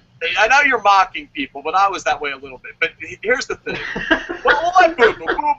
What tipped you off? You explain it. I'm a bit nerdy, and I do like clean finishes. But it's weird because there's a part where, like, I was like, all right, that's too much. And we'll get to it. Booms, I'm going to hot tag you, explain what happened after the match. Or in the middle of the match, the run-in. After the match, all hell broke loose. You see the Taylor Hendricks had come back into the match after being ejected. There was a point where it looked like Jay Lethal was about to tap out to Colt Cabana's submission hold, yanks out the referee. The referee's like, what the hell? The Young Bucks come out for no reason, and they're carrying a couple of Bullet Club t-shirts, and they super kick referee Todd St. Clair in the face. They're like, okay, and then they just turned around and super kick Taylor Hendricks, and they go in the ring. They super kick the hell out of both Jay Lethal and Colt Cabana. Bell starts ringing. In comes the crew members, the ring crew. They super kick everybody. They start super kicking. They go back out. They super kick Cabana again. They super kick Jay Lethal multiple times. Then it gets crazy. Yeah. Then at this point it gets crazy. The lights go out.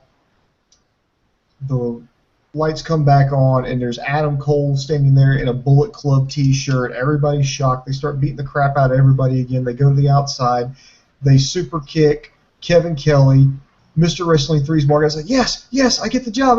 Too sweet. And he takes a super kick, and then the Young Bucks get on commentary and start mocking Jim Ross and Jerry the King Lawler. They zip tie one of Jay Lethal's arms to the rope, and they start super kicking him repeatedly.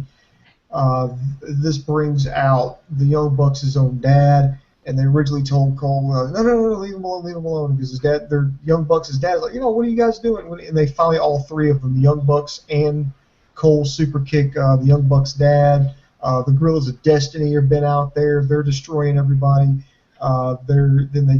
They super kick the camera guy. Then they lay down. They're looking at the camera and saying that they own this bitch, and that's how they go off. They're spray painting BC on a table, BC on the signs. And that's how the pay-per-view goes off the air. I'm not going to give away spoilers, but apparently they also picked up another new member of Bullet Club the next night. So it's looking like they're going to do a quote-unquote Bullet Club invasion of Ring of Honor. Because before this, Bullet Club was doing something kind of like, Bret Hart did back during his anti-American thing, where he was a heel in the United States but face everywhere else. Well, Bullet Club was, for the longest time, heels in Japan but faces in the United States. Now it's looking like they're going to flip that around, where they're going to make them heels everywhere, including the United States.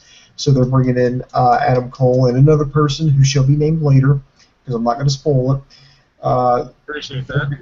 Yeah. They're going to be the new heel faction and see what they're up to in Ring of Honor. As a Team Chaos guy, that hurts me. But what was your thoughts there live, Kayfabe Connection? Because I imagine you saw a lot more than we saw when it went off the air. Yeah, there's one element too after they, the camera was sat down. But so the two T-shirts with the Bucks, I'm thinking, there's no way both of them. They're not going to do this, double, this turn here. Colt grabbing a Bullet Club shirt. It's like, there's no way this is going to happen. Lights cut out.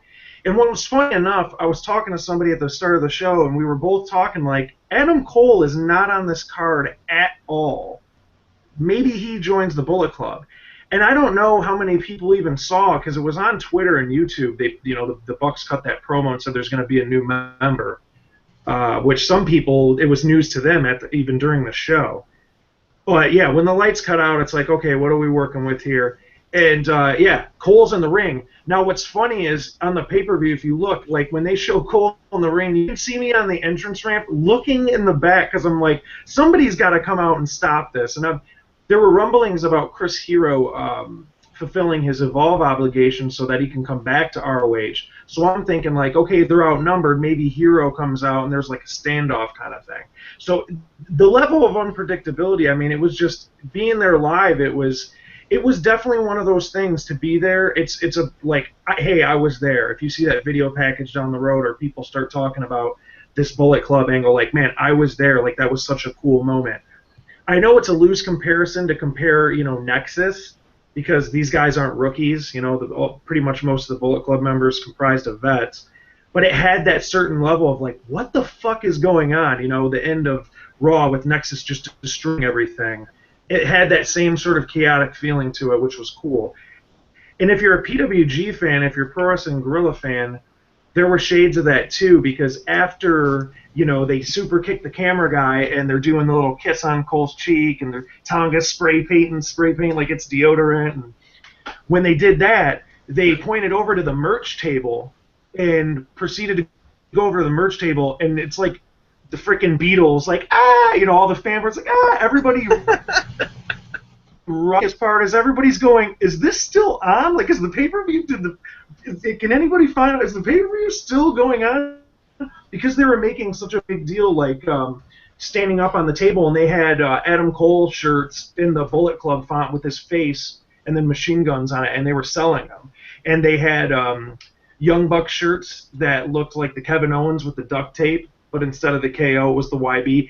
There was like 90% Bullet Club merch. Like, they even had the Kenny Omega 8-bit Bullet Club one, like the newest one. Yeah. And they had a couple of Ring of Honor shirts. But, like, they're over there just hawking all the merchandise. And, PWG shows, like with Mount Rushmore, they murder people, and they fucking sold T-shirts over people's lifeless bodies, They get the box up, and they're throwing shirts, and people are throwing money into the ring, and so it had that fun like PWG indie feel of what the hell are they doing? They just murdered everybody. Now they're selling shirts. Did you see that Twitter photo of them? There was one. It's on the Twitter feeds. Like, here's me and Nick talking after the match, and they've just got literally like they're sitting in a room like it looks like a living room or something, and they've literally got dollar bills scattered all over the room, covering everything like a tarp. I mean, it's just nothing but money. And I'm not talking like singles. I'm talking 20s, 10s, 5s. I mean, it's all over the floor. What was funny too, and this is what I liked about this, and everybody has their opinion. They wanted a clean finish. I understand that. I know I teased about it, but I can understand. But it was just the way everything played out, and it's funny because, and I don't want to sound like a douchebag by saying this, but my wife dressed up like the Buck. She had the fringe, the necklace, like everything. And I messaged Nick and told him, hey, you guys aren't on the autograph thing. Can we meet you guys real quick? Just to kind of, so my wife can see you guys, show you her outfit, because she put this outfit together. And I got no response from him. And I always hear from Nick if I message him. And so, nothing. They're not at the autograph signing. That was weird. They were this entire time. No super kicks in their match. It's the kind of, you had that at like, aha, okay, now I see. And we were at breakfast the next morning, and I finally got a message from Nick, sorry, Kayfabe, to the side, that said, hey man, sorry about last night. They didn't want us doing anything funky because of the angle. And I'm like, of course, it made sense. So I love how everything played out. Whether you think that Bullet Club is just passé and it's old, new, stale, or it's run its course, or Horace Hogan's going to join next, he's the next one to get a shirt. This is what Bullet Club fans, this is what wrestling fans have been wanting out of them, because Bullet Club hasn't really worked heel. I even said it on my podcast a couple episodes ago. Los Ingobernables is the stable. Bullet Club, they're heels. Bullet Club are fun, cool tweeners. But the problem with them was they weren't doing anything to get war shirts and two-sweet guys. But that's what they wore Bullet Club shirts and two-sweeted and cut funny promos. There wasn't anything they were doing that was drawing the attention of the fans like they do now. This adds a new chapter. And I don't know if you guys saw on social media, but they have the different companies kind of like in a little chart of the logo of the company. And then like, so NXT, it shows Finn Balor, and then WWE, it has Styles, Gallows, and Machine Gun. ROH has the person that was added last night, and then Adam Cole, and so on and so forth. And it's like a little diagram of how the outreach of Bullet Club at this point is in 4 wrestling companies now. So I don't know where they're going with this. Like, does Adam Cole go to New Japan? You know what I'm saying? Like, Where are they going? But there's interest now, and I feel ROH being in the lull that they were in, this got people talking. Whether you wanted a clean finish, whether you were like me and went, holy shit, there's so many questions. It's getting people talking about the product, and now I'm wanting to know, well, what the hell's going to happen next? What are we getting ourselves into now? I mean, that's mission accomplished. Yeah, so you don't really tell that story with a... No, go ahead. Well, and with Lost, too, a lot of people worried maybe the Young Bucks have to pass the torch. Maybe there's nothing left. But Kenny Omega in Japan just hit home run after home run. What a year he's having. And then they went to America and did this. So it's like Bullet Club was on life support and bounced back stronger than ever. So it's kind of good for Bullet Club fans. I am a bit nerdy with it should be a clean finish on the people you're mocking is me. I do believe that, but the thing is, because the thing is, it got people talking, it was shocking, and to me, it worked. You know what I mean? So even though I normally am the nerd who wants a clean finish, I enjoyed it a lot. And on that, but it brought life into a faction that I think was dying. And on top of that, it also brought life into the Ring of Honor scene. You know what I mean? So it should be really interesting. I was a little sad about Colt Cabana, but that's just nerd being a nerd.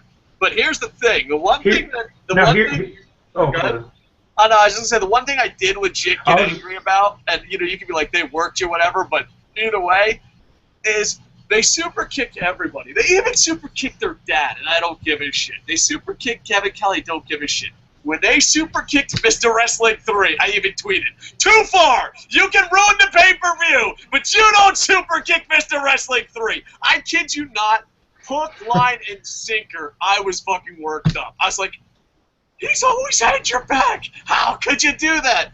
Not Mr. Wrestling 3. And I know, like, it's silly and fun, but, like, kayfabe-wise, I was actually worked up in a good way. Like, because the dad, I was like, oh, he's going to super kick his dad. I get it.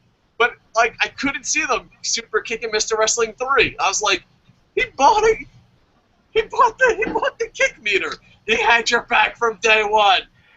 That's why I'm Team Chaos for life. Okada would have never done that. Okada's a gentleman. What was funny live is that Carino went down, and so his body is down and his arms up, and my wife tapped me and she goes, "Look at what he did with his hand. Matt Jackson, his lifeless hand made him do the 2-sweet with his hand. So he's like dead, hanging off the table, doing the 2-sweet." And I tweeted the Bucks with Cole and said, "When you get murdered by the Bullet Club, but you're still a fan." And it was the picture of Carino just dead with the 2-sweet. That is awesome. I did not catch that. But yeah, honestly, what I see them doing here is I could see them doing a triple threat at Best in the World with Colt and Lethal and Cole, and Adam Cole goes over. He's a 2-time champ now. I could maybe even see Cole keeping the belt until Final Battle, going from Best in the World to Final Battle. I could see Hero coming back because he's going to be coming back to Ring of Honor and siding, kind of trying to even the score with Cabana against the Bullet Club. And you got Bullet Club versus an underdog Cabana here going all the way to battle. And I think we get an Adam Cole, Colt Cabana main event for Final Battle, and Cabana gets his moment and finally cashes in. That's just, I don't know. I see that might be the way that they go. Let me ask you this: do you foresee something like maybe like after this past pay-per-view? Do you see something like maybe like a Jay Lethal face turn? Because I mean, there's really not much else for him to do as a heel, except for lose the championship. Exactly. And that's what I thought they were going with when they handed him the 2 shirts. I'm like, they're going to do a double turn. They're going to have a face Lethal and a heel Cabana. Of course, the lights went out and it was a different story. But yeah, honestly, who else? Where else can you go with Lethal at this point? The only thing, I could definitely see him doing a face run with Lethal. The only thing I could see, and this is before this event, but the only thing that I could see before this event was having Jay Lethal lose to Kushida, and then he goes to Japan to go get back the Ring of Honor championship. He does a stint over there trying to get his championship back, and then finally when he does, he comes back to the United States as a face and has a whole fresh set of opponents. And that was the only thing I could think of. The only other thing that I wish they would do, and this is sort of related but not really, is I kind of wish they would play up Los Ingobernables a little bit more. I would like to see, since they're working with New Japan, I'd like to see, I know technically Jay Lethal's part of it, but I'd like to see them take somebody like a face that's just really got nothing going for him right now and have him go on the Los Ingobernables route and start Los Ingobernables de Estados Unidos. Yeah, kind of like the heel litmus test. Like, let's see what you can do. You're stale as a face. Now go with the hottest heel group and see what you can do. Mm-hmm. Yeah, no, I could see that. Who would you put in that role? What do you think, Dave? Who would you throw into, if you could, one Ring of Honor person on the roster? Who would you throw into Los Ingobernables to kind of, who's on life support? I have to say Roderick Strong after the early joke. Roderick Strong. But you probably have to get someone that's really good at promos. I love Roderick Strong. I don't know. I'm trying to look at the ROH roster. Because the thing is, you have to get someone who's kind of flat. Right now, I don't know who it could be. I mean, exactly. I guess he's already in. Why not Jay Lethal? But I don't know. It would seem a little bit silly. I don't know. Let's go to ROH roster. Beer City This Bruiser. is a great question. Well, Being a Red Dragon. yeah. Well, I'm looking at it. O'Reilly. As far as I wouldn't go with Red Dragon right now. If I had to go with someone, I would either do ACH and maybe Prince Nana. Actually, Prince Nana's group. Because you got Caprice Coleman, Will Ferrara, and Donovan Dijak. All of them, and again, I'll throw ACH in there. All of them really don't have a lot going on right now. They're kind of flat. Just why not have them this whole, we don't care. We're just going to do our own thing and bring them in like that. But I know you've kind of got like 3 of them with the technical, I guess what's going to be called the new embassy eventually. But that's all I can really think of at this point. I mean, looking around, the rest of everybody else that's kind of flat, like Silas Young. Maybe even, God, who else? I'm just looking here. This is just a quick scan. Cedric Alexander. I mean, they're already heels. Yeah. So, all right. It should be interesting. We're going to go to comment time, and I know you guys live in America, so it's a lot later. So, Kayfabe Connection, you are a guest for today. Hopefully, you become part of our family and come back. I don't know how long you have to do comment time because sometimes I get a little ridiculous. You can ask Boom Boom. So why don't you give your last overall thoughts of the event and tell the internet infantry, that's our beloved viewers, tell the internet infantry where they can find you. Cool. Overall, there might be people that watch us and go, "Oh, he went, so of course it was awesome," and I agree. I think there's a certain point where you try to be objective, and it's a little bit different being there live. From a match standpoint, I wanted to see more singles matches, and that was sort of a thing coming out of the pay-per-view where, it would have been nice to see Okada and Tanahashi in singles matches. The Naito O'Reilly match, that was the most hype match, but it wasn't my match of the night. I kind of was expecting more out of the tag match, but overall, and the way that everything kind of played into it, I would say it started off kind of slow for the first half, but it definitely picked up for the second half. I loved the finish, and I loved the storytelling of, the Bucks' involvement and how everything unfolded. It was a fun show. It was a win for me. Was it the greatest pay-per-view ever? No. To me, it was better than last year's Global Wars in Toronto, and I was there for that one too, but I enjoyed it. I enjoyed myself, and it's a spectacle to be there to see New Japan talent live.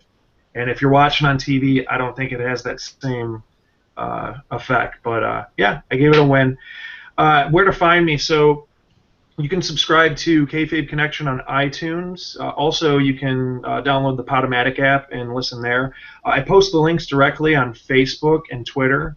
You can search Kayfabe Connection on Facebook and Instagram. Just type Kayfabe Connection. Twitter is kind of where it all pretty much happens. At the letter K, FABE Connection. Go ahead and tweet. And I'm coming up on my 100th episode, so it's kind of a cool deal, and I have some fun surprises in store for that. And that's going to drop on this Sunday, actually. So this Sunday, you can listen to that. Yeah. Appreciate it. So we got some fun shout-outs. I don't want to spoil anything, but we got some fun shout-outs from people, and it's going to be a fun episode. And, I was just 2012, I was just a dude that moved from Detroit to Indiana. I had no wrestling friends. I went to shows and watched pay-per-views at like Hooters and B-Dubs locally and stood out in the parking lot talking shop to people for like 2 and 3 hours. And it kind of became this thing, like instead of wasting time in the parking lot of these places, why don't I, put this mic and build a conversation, build a community. There's one thing I think that's different with the show that I try to put out is that there's too many shows that don't really have a niche per se. It's just all WWE bashing, and people claim to be wrestling podcasts or wrestling fans, yet they only focus on one show. And so I try to spread love to as many promotions as I can, including indies. And, my philosophy is me saying something positive about a worker, that's maybe one $20 bill extra in their pocket at a merch table. And if that's the best I can do, then that's awesome, because, I have the utmost people in the wrestling and for the workers there as well. So it's been a passion of mine since I was a child, and that's just what I like to bring to the table with that. So, yeah, Kayfabe Connection, fun stuff. I also dabble with graphic design as well. Kayfabe Designs. I'll go to ProWrestlingTees.com, click Find an Artist, and myself and graphic designer extraordinaire Dean Jackson of Fort Wayne, Indiana. We have done work for Luke Gallows, Machine Gun, Velvet Sky, Tom Pritchard, Larry Zbyszko, Cliff Compton, all different people done shirts for. So if you're a promoter, you want a flyer done, Dean's done the House of Hardcore stuff for Tommy. He does great promo work. That's kind of his strong point. But also, if you want trunks design, we've done Ciampa's trunks. If you watch NXT, Dean designed those. And if you want shirts, tweet at K, the letter K, FABE Designs. Also tweet at the letter K, FABE Connection. And yeah, love to design or talk wrestling. So that's it. Well, thank you for being on the show. Next, we're going to go to comment time. And we have a lot in common because when you move from city to city, I did that moving to Japan. And it was like, oh, the podcast, you get to talk in English and you get to talk and have fun, and it's just kind of fun, and that's what's great about the internet.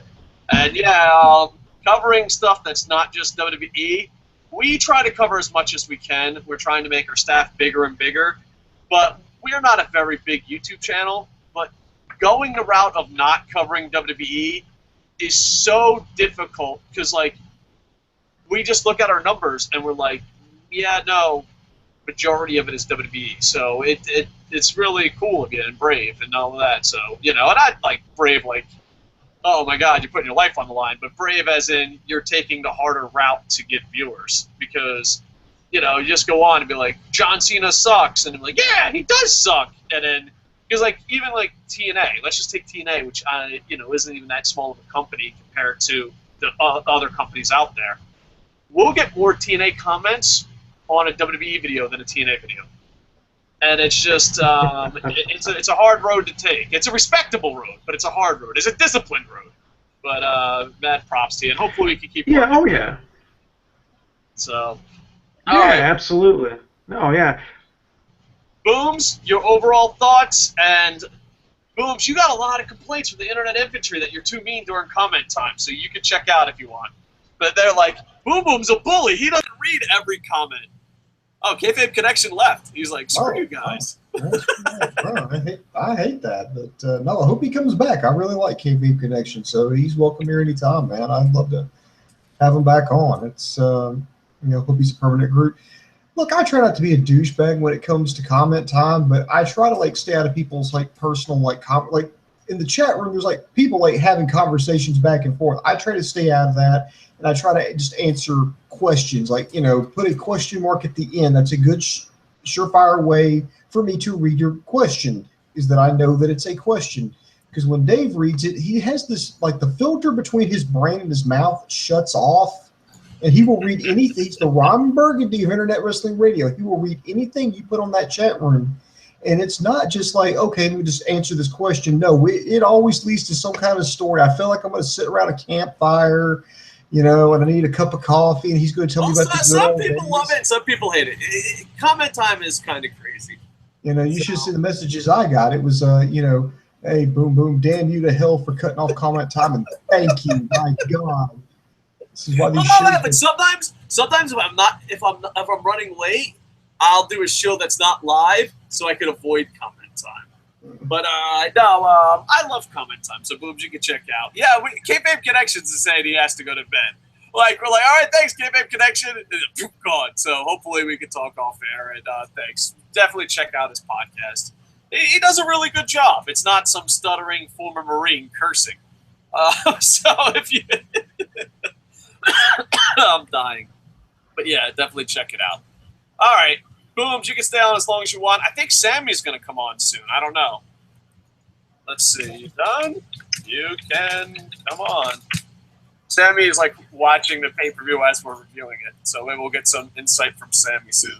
All right, Booms, I'm going to go over a comment. You cut me off when you can. You want to get to the head of it, go to @things. Let's see. On the Facebook, Ricardo says, I give the pay-per-view a week win. Andy Pap sent this graphic. I think this is the one Kayfabe Connection was talking about, but I'm not sure. So let me just, yeah, here we go. Oh, come on. And I thought this was going to be easy. There you go. Is. Yeah, so there you go. And it's just the Bullet Club members everywhere. And that's kind of cool. You know what I mean? With having the Bullet Club members and all the things. I don't know who made the graphic, but Andy Pap sent it. And I think Kayfabe Connection was talking about this graphic earlier. And yeah, it's kind of cool. And they got them in Pro Wrestling Guerrilla too and all that. So enjoyable. Boom, boom. All right, let's go to some live comments. Okada has the worst friends ever. I think faces have the worst friends ever, but Naito's such a shitty friend too. Naito and Jay Lethal are supposed to be friends and teams, and Naito's like, you know what, fuck it. I just did my non-title match. I'm leaving. Yeah, it's funny because in pro wrestling, if it teaches you anything, Boom Boom, is heels are way better friends than faces. Oh, yeah. Okada does, because here's the thing. Okada got, when he lost the title, Naito and all of his friends ran in, and there was no members of Chaos. And then Ishii gets a title match, I think it was Ishii. I apologize if I messed up. Ishii gets a title shot, and Okada's ringside helping his friend. Yeah, you're absolutely right, Andy Paps. I love Team Chaos, and I love Okada, but Okada does have some shitty friends, some absolute horrible friends. I wonder if it's that way in real life, if like heels are better face. I guess so, because criminals and stuff have each other's back allegedly. Roderick needs to join Mount Rushmore Brothers and Bullet Club. I don't know. This is my deep dark secret. Some of you know it. I don't watch pro wrestling nowhere near as much as I should. It embarrasses me. It's probably wrestling-wise my biggest, darkest secret. I want Omega versus Naito match. How about you, Dave? Yeah, that would be great. All right. Sammy's still watching it. When the next New Japan show, there isn't a New Japan that isn't a new. Hold on. Reread Andy Pap's comment. When's the next New Japan show that isn't a New Japan ROH show? There is. Maybe I'll put an app down. Someone on Tumblr has a list of all the events, and they keep it up, and they'll tell you where you can watch it. I have New Japan World, so they just email me, but I don't know when the next event is on top of my head, so I apologize. But yeah, I'll send you a link later that has it, if anyone knows. All right, to the YouTube. Booms, cut me off when you can. Hopefully Sammy can make it. All right, Saya's Wrestling Corner. Win for me as well. P.S. Naito's my favorite. Naito is my wrestling MVP so far in 2016. I can see that. But where was he when Lethal got super kicked? He's a dick. What would you expect? I'm surprised Lethal trusted him in the first place. Derek says, what up? Bullet Club versus Lost. I don't know. Where do you think that's a good idea? I have mixed reviews because Bullet Club was almost dead. Lost sells so much fucking merchandise. Bullet Club starts getting over. They're both kind of heels and both kind of cool. Do you think it's a good idea they feud? I would do like you used to do. I would have like untouchables. Just make them untouchable. They don't touch each other. Because I kind of like the idea because it's kind of like, okay, Godzilla versus King Kong. Who would win in a fight? It's just, and I would pull the trigger on that if, things started to go stale again. Because you kind of want to see who would be the two schoolyard bullies getting a fight. Well, which one's the toughest? I think that would be a great idea, just not right now. Gotcha. Derek Schrupp, Derek S. says Fred is a wrestling hipster. No problem. I don't know. Booms, help me out. I know comment time's a little. Booms, you know how we roll in comment time. We get a little. What's the word I'm looking for? Wishy-washy. We just talk about anything. I have no idea what a hipster is. Like I know, he wears tight jeans and has a curled mustache or something. I'm not really sure. What is a hipster? Is it like a hippie? Is it like someone that lives in the past? What is a hipster? Break it down for a fucking old man living in Japan. Typically, it's somebody, I guess, from our generation, millennials. They try to be quote unquote ironic, so they'll drink stuff like Pabst Blue Ribbon, wear like fedoras, have like beards, wear like scarves, tight jeans. They're trying to be like try to be ahead of a trend, like listen to records or play like old school Nintendo rather than the latest stuff, and drink at coffee shops. Basically, try to do things before they're quote unquote popular. That sounds like a lot of hard work. Yeah, exactly. It's very difficult. Well, I noticed one thing about fashion. Now I wear free sweatpants. I wear free clothes, but before I wore free clothes, people are always shocked. Yeah, I don't pay for my clothes. I refuse to. It's stupid. But anyway, I get a lot of free clothes, and that's what I wear, unless I have to suit up. And even then, I try to wear old suits. And not because I'm a hipster, it's because I'm fucking cheap as shit. But here's the thing, like, even when I did care about fashion, I wore baggy jeans, not sagging, but baggy, like loose fitting, loose fitting jeans and hockey jerseys. And I kid you not, I just remember that was like my style when I paid for like a thing. And I remember, and a baseball cap, that was what I wore. I wore loose fitting jeans, hockey jersey, baseball cap. And like I'd be like, oh my God, you're out of style. Oh my God, you're in style. I'm like, I don't even like this style. What the fuck are you talking about? Like, I don't know. It's weird. But yeah, I have no idea what a hipster is. I've been called a hipster, a hippie, all that shit, but I don't know. I think the best way to describe me is lazy and old. If being a hipster is lazy and old, then yeah, I'm on board. Larry Hammer, win was a great show. Adam Cole, baby, super counter. Even Papa Buck 8-1. A7, see, there's some little mix. A7X Weeman says a tie. Horrible fucking save by solid in ring action. And I can see that point of view. I really can. Yeah, I can see. Bullet Club just took back the wrestling world. Yeah, and they saved themselves. They were on life support. The thing is, before Kenny Omega had one hell of a year, because last year, I don't know, not everyone shares this point of view. I love Kenny Omega, but I thought 2015 was a horrible year for Kenny Omega. In 2016, he showed the world fucking that he could be amazing. I think Kenny Omega and now this really saved the Young Bucks, because when AJ left and Naito's group took off, people were like, no, the Young Bucks are dead. It had that feel to it, but they bounced back really strong. The wrestling world, maybe, but I'm sure there's still a big chunk of the audience that, don't know. You know what I mean? Especially WWE fans. But then again, they're calling them the club. Yeah, I could see. I don't know how ROH has such a low amount of budgets when they are backed by Sinclair. Booms, I worked for Sinclair. Booms will tell you. Sinclair will nickel and dime you to death. Sinclair is the worst company to work for. Let me put it this way. Booms, tell me this ain't a true reaction. Well, I'll let you go. I just want to say, I used to work for Sinclair. Booms, is it not true when you say you worked in television, you worked for Sinclair, they laugh at you and feel sorry for you and buy you a sandwich?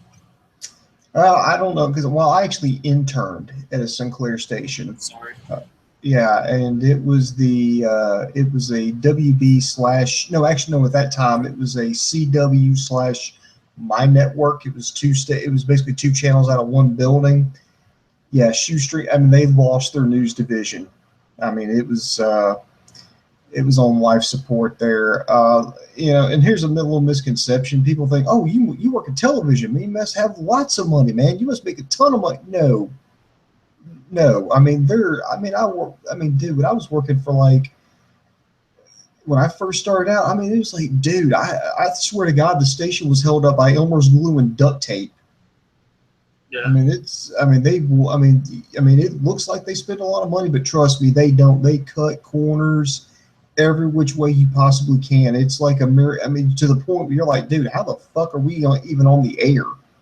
Yeah. Sinclair's not really that good. And on top of that, too, is I remember the first time I walked in, I saw a sports guy, and he was really famous. And I said, where are you going in such a hurry? He's like, oh, I got to be a bouncer. And, he didn't make enough money. So after the news broadcast, he had to go to a sports bar and be a bouncer. And people would walk in going, ain't you the news guy? Ain't you the sports news guy? And he's like, yeah, we don't make enough money. And I had a meteorologist that used to stock shelves for Publix. Yeah, it's you don't make as much money as you think, and not only that, but it's shoestring budget, and yeah, it's bad. Sinclair is really bad. So that's all I got to say about it. There's probably more, but Yeah, television, you don't make as much money as people think you do. I mean, obviously you have the Oprah Winfreys, and that's what people think, but you make very, very little money. Matter of fact, Booms tells this joke. I know you tell this to interns. I went from on-air personality, producer, radio personality, to moving to Japan and working at the shittiest of companies. I won't even mention a company, as like a IT/security guy. And every time the young people laugh, like, he had everything. And they're like, yeah, he makes way more money now. He makes way more money. He's like, yeah, but all he does is set up security cameras and sit behind the camera and make sure no one steals stuff. And we don't even do that. Do you know security guards are the most ridiculous thing in Japan? I don't know how it is in America, but like you just videotape someone stealing stuff and then you give it to the cops. It's my fuck. Yeah, like security guards can't stop crimes. They're just there as like disguises. They're human scarecrows. And people would be like, "Oh my God, your life's in the shitter." I'm like, "No, I make way more money." And they're like, "Wait, but you used to be on television. You used to be on radio." I make more money. So yeah, a lot of times the illusion of television is a lot bigger than what you actually make. So Yeah. they don't want to invest in wrestling. They don't want to invest in anything. That's not fair to Sinclair. Sinclair doesn't have a grudge against pro wrestling. They just have a grudge against spending money, period. I mean, we could throw Sinclair under the bus all day, but it's not they don't want wrestling. It's not an AOL type thing. It's we just don't spend money. Jim Cornette will even tell you. Listen to Jim Cornette's story about working with them. I'm going to yeah, that's how they got their cameras. They just took used cameras that didn't work from St. Clair stations, I think, who had news divisions and whatever, and they had to fix those cameras so they could use them to basically be used on air. Sammy the hacker. I didn't even send him a link. How did Sammy get in? Sammy, Imagine. how did you get Very, in? very You sneaky, freaking Sam. hacker, son of a bitch. Very sneaky. What's up? Hey, we had to have Kayfabe Connection on. We've been trying to work this out for a while. He went there live, so we couldn't wait for you. But I'm glad you could make it. Hopefully, you understand. And if you're gonna blame anyone, blame Boom Boom, because Damn it, Boom Boom! Sammy, what did you think overall? You just watched it. You just I saw what literally happened. just finished. What were your thoughts? Win, loss, tie. Overall thoughts on the pay-per-view. Overall, I give it a win. I thought there were some really good matches. I have some big questions though. But for the most part, win. I thought there was some really solid work. Kushida continues to prove why he's one of my favorite wrestlers in the world right now. I think match of the night for me was War Machine versus the Briscoes. That was probably my favorite match. A couple matches I was really disappointed in. The Ishii Bobby Fish match just didn't hit it for me for some reason. And the main event was pretty good. I liked it. All right. So overall, win. Yeah, we'll give it a win. All right.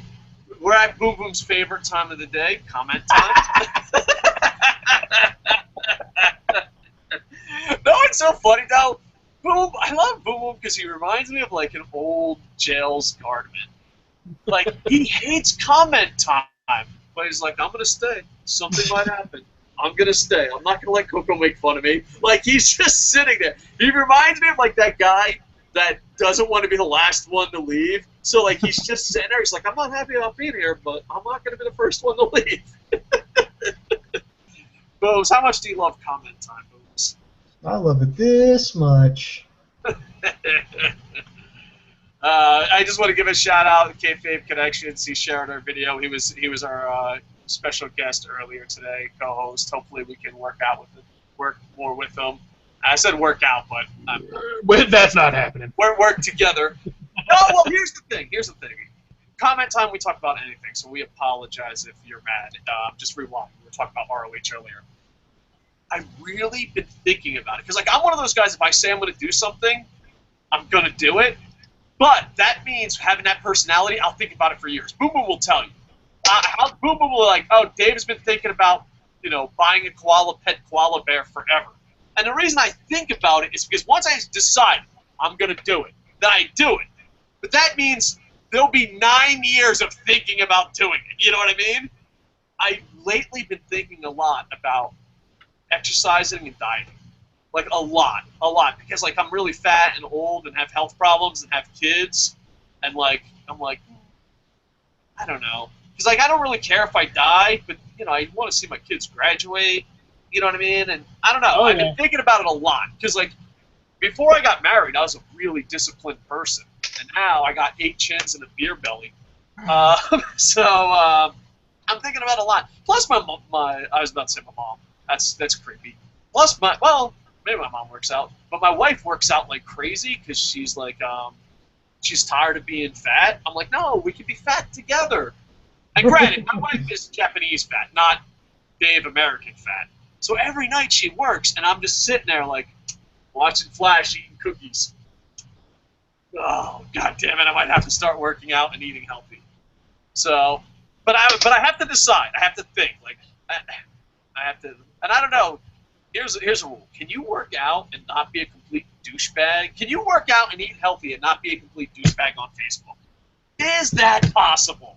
Because that's my biggest detractor right now. I don't want to be that guy. No one has a comment. Everyone has that Facebook thread. Every status update is what's your. No, it's so funny. They're like, what's your excuse? It's not really a goal of mine. I like you just broke their muscle head. What's your excuse? That's not a goal of mine. I don't get it. That's not the way my trainer said it was gonna be. Anyway, we got way off topic. Welcome to comment time. I'm about to say it's comment time. I figured as much. Yeah. All right. People are saying let's go Lightning. Appreciate it. Yeah, Kayfabe Connection is a Detroit fan, and the Lightning beat. I think, for the record, if I go back and see my review with Kayfabe Connection, there was definitely not enough Lightning jokes. I got one in, but I think I should have done it where he left completely angry, saying "fuck you, Detroit rules." Oh well, maybe we'll have another show in the future. Someone's sending me something here. Booms will like this. A show called Heroes and Legends Wrestling is going to have Damian Sandow go for the heavyweight title against Drew Skills. So Damian Sandow looks like he's taking indie bookings. So Heroes and Legends 7. So that should be cool. We should cover more indies, but it's a hard road to go down. It's a hard road. So much love to Kayfabe Connection. All right, let's see what's going down. Andy Pap says I'm going to proudly wear my Bullet Club shirt. Yeah, and you'll blend in great. I don't know. Everyone has a Bullet Club shirt. I almost bought one, but I bought the original, so I would have been been a fucking hipster by then. It's a cool shirt. It is a cool shirt, especially the 8-bit Kenny Omega one. Oh, man, it's a fucking cool shirt. Addiction nearly killed Liger. LOL. Yeah. Why would they ever try a move on a 50-year-old man? That was so dumb. It's Liger. It's Liger. I don't know if you guys caught it, but Liger landed very awkwardly in a move, and he just dropped on his head. Yeah, I noticed that. Yeah, so people said they shouldn't have tried it, but I don't know. Derek says, DirecTV does not carry comment. That's sad. Well, it's a pirate's life for you. Razor Mike, win for me. Got my tickets for New York Saturday. Awesome, Razor Mike. Can't wait for Saturdays. A lot of New York. You know what? We're pretty good in New York. Like Brooklyn and New York love us. So if we ever do like a YouTube stop, we'll have to go to Brooklyn and New York, because that's the only way we're getting like 5 or 10 people showing up. Or maybe Florida. But then they'd be like, weren't you the guy that used to be on television and radio? What do you do now? Like, oh, I'm glad we made a stop here. I don't know. Did you see the Kamatachi match? I don't think so. WOH matches are unbearable. Women of Honor matches. Oh, I didn't know that. That sucks. Is that like their separate women's promotion? Kind of. It's like their Divas division, but they have women's match. And there was a pre-show. We asked Fred. We have to get SOS Wrestle Talk on. Fred was there live from Kayfabe Connections, and yeah, he was there live, and he was like, "Oh no, I was out waiting, lost to get my seat." I was like, "All right." Yeah, they had a women's match for a pre-show. Well, they booked talent like Veda Scott. What can you expect? Ha ha ha ha ha. I remember Veda Scott when she was just selling programs. She was a beautiful woman. All right. Oh well, good. We lost a bunch of comments. Booms. Did you just hack? Booms. We just lost a bunch of comments. And I would have gotten away with it too if it weren't for you pesky kids and your meddling dog. Maybe I said that backwards. All right. Yeah, Castle's a national treasure. All right, I love Trent. I love Adam Page. I don't love Adam Page, and I always get Adam Page and Adam Cole confused. Don't name your kid Adam. Fuck, man. Adam West. Adam West is the only real Adam. There, I said it. I get him confused. Like I might even call, like, I am very famous for calling Adam Page and Adam Cole the same person in the middle of a sentence. I'm like, I don't really like Adam Page, stupid Adam Cole. It's a flaw. We have to deal with it. I have not seen a bad Roddy match in ages. They don't exist. I am Team Roderick Strong forever. I don't know who ACH is. ACH is a great cruiserweight who wrestles in ROH. He was on the first opening match of the pay-per-view. I got to see him, not alive, but I got to see him on Beyond Wrestling. What made it interesting? This is how I fell in love with ACH. There was a thing online for Kickstarter, and the Kickstarter was to fly ACH to Beyond Wrestling. And I was like, oh, that's really cool, original idea. And I'm like, wow, they did it. They paid for it. I'm like, wow, I have to check it out. You know, because someone paid for someone to go to a promotion, I think it's worthy of checking it out. And I checked it out, and as soon as I saw it, I was like, oh my god, why didn't I get money on that Kickstarter? It was awesome. I love ACH. He's a really good cruiserweight, I think is the best way to describe him. Larry Hammer. Castle might have the best entrance in wrestling right now, in my opinion. It's certainly one of them. I fucking love Dalton Castle. I'm so glad he's the #1 contender. What about you, Booms? I know you're old-fashioned, like your wrestler is straighter than straight. What's your thought on Dalton Castle? You know, Dave, you know that's not true because that's why I hang around you. I see. Boom's got a lot of zingers. He's been practicing his Dave Coco zingers. Go on. No, Dalton Castle's actually somebody who's grown on me. It's just somebody I didn't get the gimmick at first, but then I realized it's kind of like it's no different than the exotic Adrian Street when he did it. So it's like the same thing because here's the thing: people keep saying, "Oh, well, Dalton Castle's gay." No, he's never addressed that, and he's not going to address it. He's a flamboyant character, and there's going to keep some mystique about it. And he's just going to be out there. That's his character. That's his gimmick. It's just go back and look up, like I said, the exotic Adrian Street did the exact same thing, and hell, he's still doing it today. But so, did he have boys? Yeah, no, he had. He had he had. I think it was Miss Sandra. I think it was with it was actually his wife, but with him. Dalton Castle's got the boys. I'm saying. Yes, he does, and that's he has the sexiest fucking suplex on planet Earth. Well, Batman also had Robin with him. True. I don't know what that is. I was like grandpa advice. Like Batman also had Robin. I'm like, what does that mean? I said my piece. I love you. Andy Pap says the Toronto show with Omega, the Bucks, Cole, Page, and God is going to be insane. Boom sits in front of the mirror thinking of funny comebacks and drinks sweet tea. I hope that's true. I hope that's true. I don't have to think about them. Yes, you do, Booms. I love you. Anyway, yeah.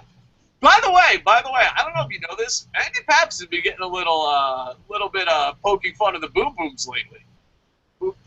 I think there's a rivalry going on between legend Andy Paps and Boom Boom. We'll see. No, nothing going on with me and Andy Paps. I like Andy. That's when he hits you with a chair from behind. The first one doesn't tell us anything. Zaya's Wrestling Corner. By the way, I love this guy's YouTube. It's amazing. Like, I kid you not, I don't tell my publisher or agent, but I am way behind on writing work because I watch Zaya's Wrestling Corner. It is by far the coolest thing in the world, and if I knew how to do it, I'd do it in a heartbeat. Oh, God, it's so great. It really is. And he puts on, like, he has 2K, the WWE 2K games, but I guess he downloads a bunch of stuff. I don't know. I'm an idiot. And then he puts on a show, and they cut promos, and there's commentary. And I'd love to say I haven't spent 10 hours this week watching it. I would love to say that, but I couldn't. I can't. Oh, it's awesome. Go to Zaya's Wrestling Corner now. Dalton Castle is on a whole other level than most guys in ROH when it comes to charisma and personality. Larry Hammer, is facial expression alone worth the ticket price? Andy Paps, I really wish ROH and New Japan would book a bigger arena next year. I agree. This is a good question. Dave, do you want Moose and Team Chaos? Yes. I don't know if you want a better answer, the longer answer than that, but I think Moose and Chaos would be great. Moose. I don't know. The G1, I was a little it's weird because I'm mad at, it's a double-edged sword. I'm mad at Ring of Honor because I don't think they made New Japan look strong enough, in my opinion. But I'm also mad at New Japan because I wish there was more Ring of Honor guys in the G1. Like, if you guys are fucking a team, then be a team. You know what I mean? Ghetto, get the fuck out of the G1 and get ACH in. Fuck you to Ghetto in the fucking G1. What the fuck is this shit? So all those people that, you pick on poor ROH. No. Are we a team? Are we not a team? Sorry, man. I didn't mean to get all fucking emotional there. It fucking bothers me. Look in the mirror. Look in the mirror. If there's anyone in wrestling right now that can become a big deal, whether ROH, Japan, or WWE, it's Moose, in my honest opinion. Yeah. Moose is just... I don't know. He's really, really good, and he does what Bobby Lashley does. Go ahead, say he's black. It's coming into comments. He hides his weaknesses. I should have said Goldberg, so we didn't have to fucking open the racism thing. Like at YouTube, if you compare any two black people ever, you just ruined the comment section forever. So let me rephrase that. No.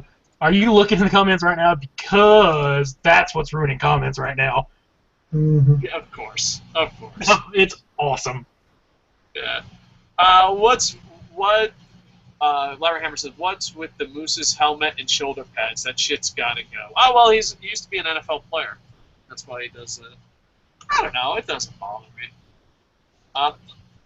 The thing is, too, they don't have the rights to his real jersey. Because I went to Ring of Honor, I was like, oh, cool, they have a Moose jersey? Because I always wanted to get a Vikings Brock Lesnar jersey.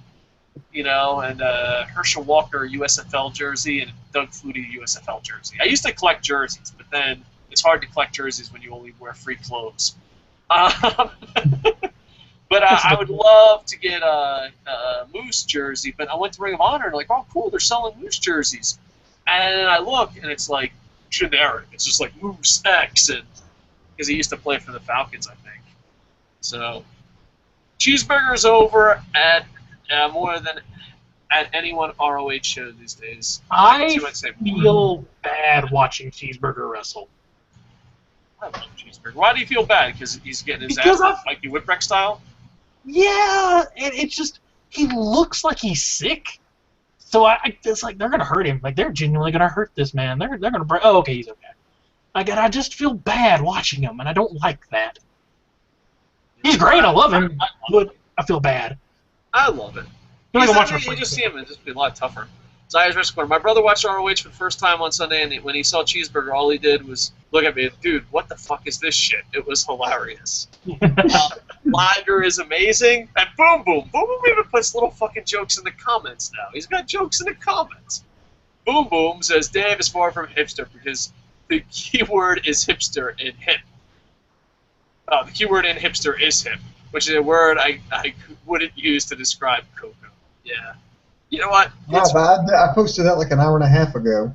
Well, bitch, it's comment time. What the fuck, man? I'm sorry. We don't fucking deliver.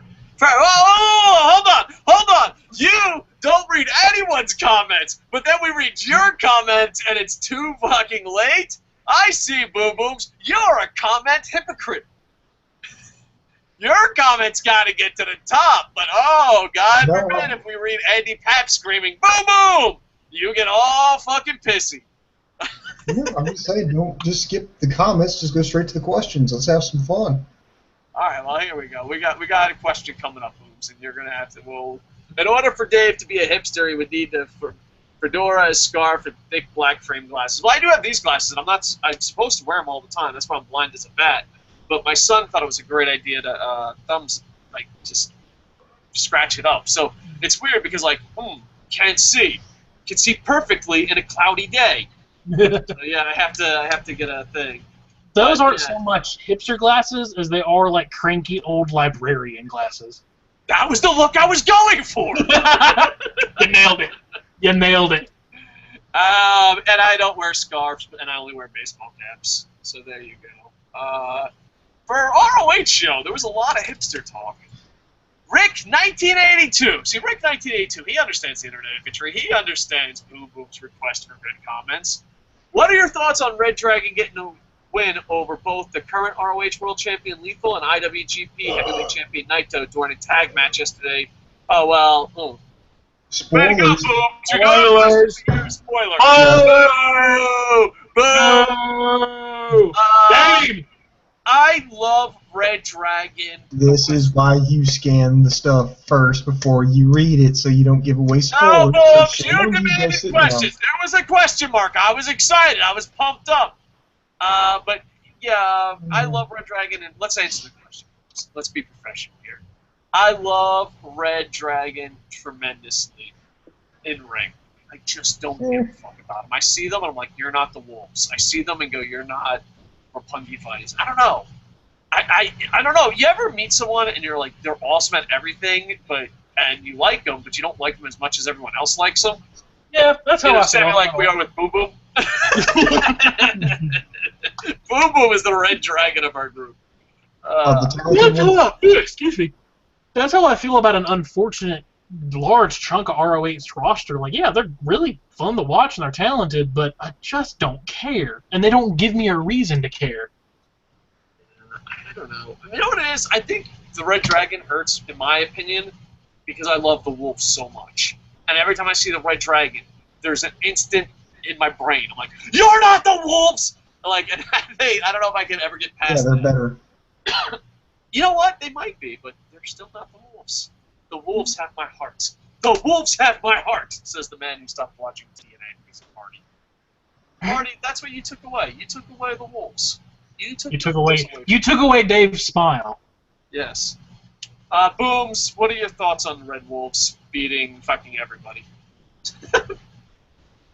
Actually, no, Red Dragon didn't beat everybody. I liked Bobby. I think it's I like Red Dragon doing solo work right now. I kind of wanted to see Kyle O'Reilly, make a run for the championship, but I'm happy with Bobby Fish becoming your brand new Ring of Honor television champion. They're going to go over their best for the best of the Super Juniors tournament. I can't wait to see how they go with that. And right now, I like the fact that they're kind of splitting them up, but they're not. I mean, they're still Red Dragon, but they're going off and doing other things, and they can do that now because the tag team division in Ring of Honor is so deep right now.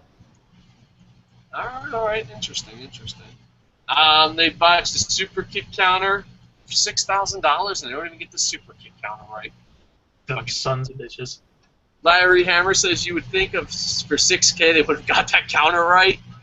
Eddie Paps is laughing for Mr. Wrestling Freak. Dude, that's where it went too far. Like, I was like, all right, they ruined the main event. I'm a bit nerdy, but I'm like, But when it came to super kicking Mr. Wrestling 3, it just went too bad. All right, we're skipping a lot. Everyone's going crazy about Mr. Wrestling 3. See, Booms, I did that for you. I'm even skipping your super kick, even though I just read it, so it kind of defeats the purpose of skipping it. Poor Kevin Kelly. Yeah, that poor bastard got it right in the behind. Context is everything. His face plant. Yeah. Dave. All right, here we go. Question. Booms, you like this. Dave, would you book the G1 and the feud between Bullet Club and Chaos or Naito's group? Dave, how would you book the G1? I would eliminate Gaito and replace in some more ROH guys. I would have it where it has to be someone new and fresh. You know what? Has G1 started? No, it's coming up, but they have the field already out. Okay. They have the field. It hasn't started yet. But I thought there'd be more ROH guys in it. I don't know. The greedy fanboy in me. Can I be a greedy fanboy for a second? Of course I want Okada. You know what I mean? It's just I'm a fucking Okada fanboy. Admit it. You know what I mean? You have to give warnings out. But I think Kenny Omega winning the G1 sets up everything in motion. I think he's. And I apologize if Kenny Omega's not in G1. I would be embarrassed. I'm okay on Kenny Omega. He's not my favorite by any means. Let's see. Who is in the G1? I have a bad memory. Booms, do you have anything to add to Kenny Omega? Too sweet me. All right. Way to go, Google. I said G1 brackets. So, like, from 2014? Yes, that's what I want, Google. That's precisely what I'm looking for. All right, here we go. G1. Wikipedia never gets us wrong. Boom. Plug the website while I'm having technical issues. I want everybody to check us out at KocoSports.com, and KocoSports.net takes you to the same place. It's your home for combat sports. It's where the world goes to kick ass, and most importantly, where it's okay to be a passionate fan. And also be sure to check us out at ProWrestling.me. That's right, not a .com. It's ProWrestling.me. It's a pro wrestling hub for professional wrestling fans. We've got news and gossip on there. We've also got the links to all our archives there. So if you missed a show, there's a review that you missed, you want to check out, you can go over there. Also, be sure to jump on the forums there. We've got a nice little forum up here. We've got a post up now. We're taking nominees for the best matches of 2016 already. I know I've already put 3 up there. I believe LK's put 3 up there. Some of the Internet Infantry have put their selections up there. So if you want to join in on that list, be sure to sign up. It's absolutely positively 100% free. We do not spam you with emails. It's just a good time. And also, we welcome guest columnists there for our blog. So if you've got something that's on your mind in the world of professional wrestling, please be sure to put it up there. It's all 100% uncut, uncensored. So be sure to check it out, ProWrestling.me. Back to you, Coco. No problem. I hope this is it. I hope... No! You know what? Fuck you, Google. I kid you not. Wikipedia doesn't have it. Google doesn't have it. You know what? Challenge. Andy Paps, you hate Boom Boom. Get me the brackets for this year's G1. I clicked on like 20 links, and they're like, no. And then I was like, oh, 2016, and I clicked on something that like I knew it was WW3 dot, and I knew I was in trouble. And they're like, oh, this is 2016, and like had it. Coco, don't you mean like the best of the Super Juniors? No, that is this is a different. I don't think the G1. I don't think they've got the bracket set for the G1 because the G1 doesn't take place to what, August? Oh, really? Then I'm an idiot. I apologize. I'm a loser, microphone abuser. Andy Pap says he loves you. I wouldn't mind Moose being ROH TV champ or world champ. Yeah, I wouldn't mind. I just keep building up slowly. Booms turns heel. Unlike Red Dragon, the Wolves have character and charisma. I agree with that, Andy Pap. Here's a question for the two of you. All right. If we were a team, which of us is healing out on the other two?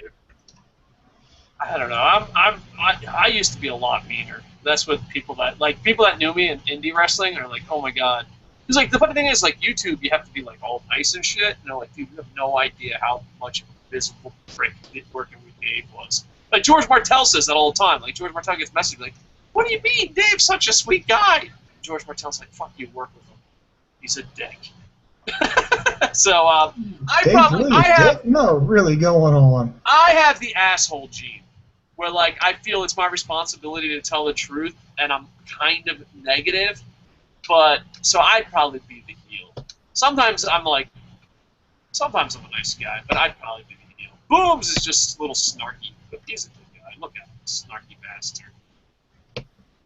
And Sammy, you're lovable. Look at you. You're the cute little mother. Like we're like.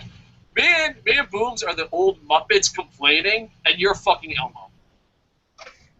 You're like, hey guys, wrestling's great.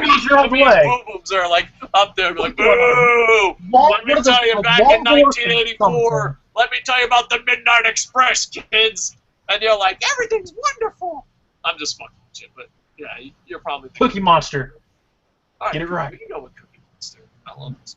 Dude, I watch Sesame Street so much because of my kids. But the thing is, it's like Sesame Street used to have a lot of characters. Now it's like, holy shit! Elmo is the John Cena of Sesame Street, without a doubt. Elmo's the Sesame. Are you okay? You having a heart attack over there? Elmo is the John Cena of Sesame Street. Waiting for you to explain. Dude, he's on every fucking segment. It's not Elmo's fucking show. It's fucking Big Bird's the fucking leader. What the fuck is this? We like, dude, sometimes you'll be like, oh man, cool, there's a scene without Elmo. He's fucking everywhere. Elmo is the John Cena of Sesame Street. Anyone who watches Sesame Street, hopefully you have kids. Quote of the day.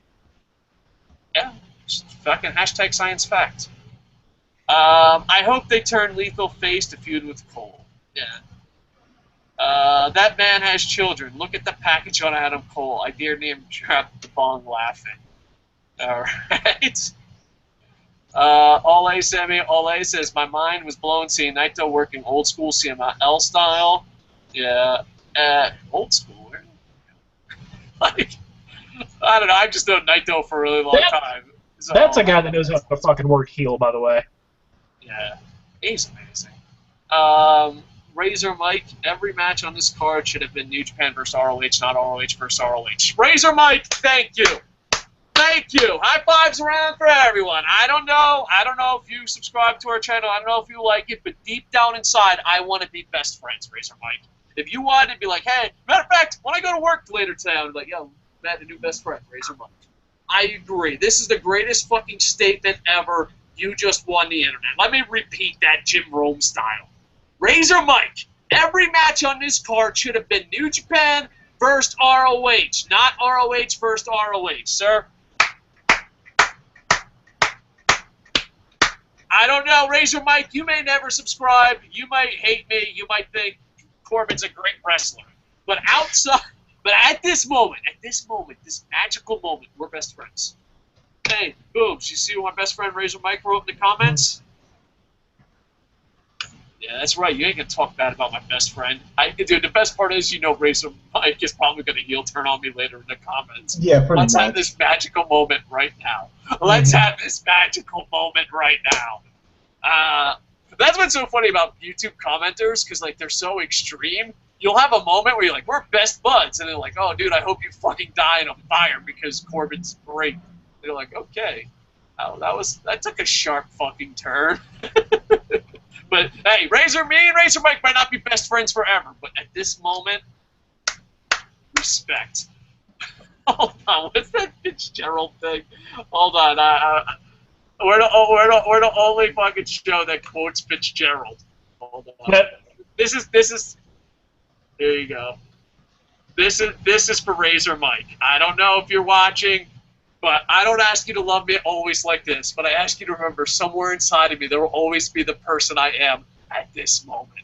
I changed it for tonight because he might heel turn me. At least Fitzgerald had a full night. Oh, yes. Yes. Oh, Razor Mike, thank you. He's gonna heel turn on me. You know I went a little too strong when you start quoting Fitzgerald to a guy you first met in the chat room. Booms, why do you hate comment time? Booms is just so fucking angry. I know we get completely off topic. I think he's angry for completely different reasons, but we haven't quite got there yet. Oh, bastards! There's the chat. I'm having fun right now. Oh, so am I. I'm having fun with comment time right now, but in a different way. Dave will probably catch up in the next hour and a half. ROH New Japan Cross Promotion Show should promote it as the biggest pay-per-view for ROH, not as glorified Monday Night Nitro. I agree with that. Every day of the week, Coco hates non-title matches. And that's true. Kelly says hi. He says he's Brazilian. What's up? I used to live in Brazil. Carolyn Bullock. This guy. Carolyn Bullock, do you speak English? And I don't mean to be mean, because like you use English words, and I know you're trying to get something across, but like I'm gonna read it because I want to read it, but like I don't know. Like I respect your efforts, but Chelsea Bullock, it's Ring of Honor Wrestling buying WWE. How are we supposed to respond to that? Yes. Moving on. Lennox Wooderson, buy or sell? WWE's the club or ROH's current Bullet Club? I say ROH's Bullet Club because you don't have John Cena or Roman Reigns or Vince McMahon or Kevin Dunn waiting to ruin it. Like in ROH, they want the Bullet Club to do good. There's people in WWE that don't want the club to do good. You agree, disagree, anything different? No. Are you fighting with future comments? Yeah, I'm just having fun. Oh, Booms. I think Booms mentally checked out. All right, Sammy. Booms is fighting with future comments. Let's talk about current comments. Do you agree or disagree? What do you say, buy or sell? WWE's the club or ROH's current Bullet Club? ROH. I mean, ROH. PWG Mount Rushmore for the win. You mean New Japan's ROH Bullet Clubs? It's one faction. Is it really? We'll find out. I feel like it's Deadpool. Like, oh, so you couldn't get every, you know what I mean? What does he say? Oh, so you couldn't get all the heroes or something? That's how I feel like Bullet Club. Like, oh yeah, you're a Bullet Club, but there's a Ring of Honor Bullet Club and a New Japan Bullet Club. Well, I think they're trying to be the same Bullet Club, but only time will tell if it's going to happen. This was my biggest question about the show. This is a good place to bring it up. Because to me, if you add Adam Cole into the Bullet Club, you're wasting your time if he isn't going to be the leader. And he has an exclusive contract with ROH, so I don't think he can work any other shows. Maybe he can work Ring of Honor or New Japan. I'm not sure. But if you're not going to have him be the face of that group, then you're wasting your time. I'm super glad he's in it because I really like Adam Cole and I really like the Bullet Club. That just seems like a really odd decision to make. Gotcha. I don't give a shit about either, so as long as other people are happy. You know, yeah, like Adam Cole in a Bullet Club is like your friend marrying an ugly girl, and you're happy for him. You know, they're happy. Not good. Yeah. I mean, I love the Bullet Club. I have no idea. Like, is there a difference? Is Adam Page and Adam Cole the same guy? Can someone tell me? Are they fucking different people? Because I'm pretty sure if I go back and watch this, I'm pretty sure I call Adam Page and Adam Cole. Like, I don't comprehend that they're different people. Anyway, Sammy Sinister, fuck the world. That's from Andy Paps. I don't know. Is that a good thing when someone says fuck the world after your name? Yeah, I'm not sure. Are they wanting me to physically penetrate the world? Are they saying... Oh, maybe it's for the win. Maybe for the win. I don't know. Yay! That makes me feel better. I don't know. I think we abbreviate way too much. Says the guy... Dude, ask Booms. Oh, Sam would know too. On Facebook, I literally just smashed down keys. You have to translate. Like, I was like, meh. Like, I don't even, dude, I don't spell check. I don't even look up. I fucking type with fists. Booms, how often do you get a Facebook message from me and you have no idea what the fuck it says? Yeah, that happens from time to time. Sometimes it's like I'm having to decipher the Dead Sea Scrolls. Yeah. I am the Carolyn Bullock of Facebook. All right. And what else we saying? Boom's trolling Hitler in the comments is gold. We got Hitler in the comments? Dude, you gotta see that shit? It's gold. No, I go in order, bro. I don't read spoilers in the comments. Booms is fighting Hitler in the comments, Dave. Yes, for the win. It's fucking gold. All right, we'll have to go back. Boom. Which 8 WWE stars do you think will join the 8 released stars from next week? I'd love to see Eva Marie get released, but that's not going to happen. No, that won't happen. Her and who's that other? Rosa Mendez are both about as useful as a poop-flavored lollipop. Well, I don't know. It's probably going to be people we like. Yeah. That's it. I don't know. That's a good question. Maybe we'll go to WWE roster. Let's go to WWE roster real quick. Booms, are you winning against her? I really don't care. I'm just fucking with this guy. Yeah, and he's like, oh, I'm fucking with you. I have no idea. I've never in my life ever trolled someone on YouTube. I don't understand. We could release Roman Reigns. As far as like people getting released, yeah, I mean, they let go the Brooklyn Brawler. Del Rio. Oh, really? They let go the Brooklyn Brawler? I did not know that. Yeah, Steve, they just let him go. Actually, they let him go like this past week. He just kind of flew up under the radar. Jericho. Well, I think Jericho's going to be... Curtis Axel's probably going to be that. Oh, yeah, I think, like, the social outcasts are gone. I would cut the Wyatts in a good way. How did Heath Slater survive this long? I hope stay on the radar, Heath. Stay in there, pal. Don't be a hero. Because I got to feel... the Ascension, I imagine, are on the cut block. I got to say, the Ascension's probably going to be gone. Adam Rose definitely put himself in the crosshairs. Any of the... Ryback's all but gone. I think so. I don't know. They're having a pissing contest. They may officially cut like Brie Bella or Nikki Bella. You know, just. No, because they got the reality show coming out. Oh yeah, true. I wish they would cut them, but they're not. I'm thinking they're probably going to cut Darren Young, David Otunga. No, Darren Young just had a promo. He's coming back with Bob Backlund as his life coach.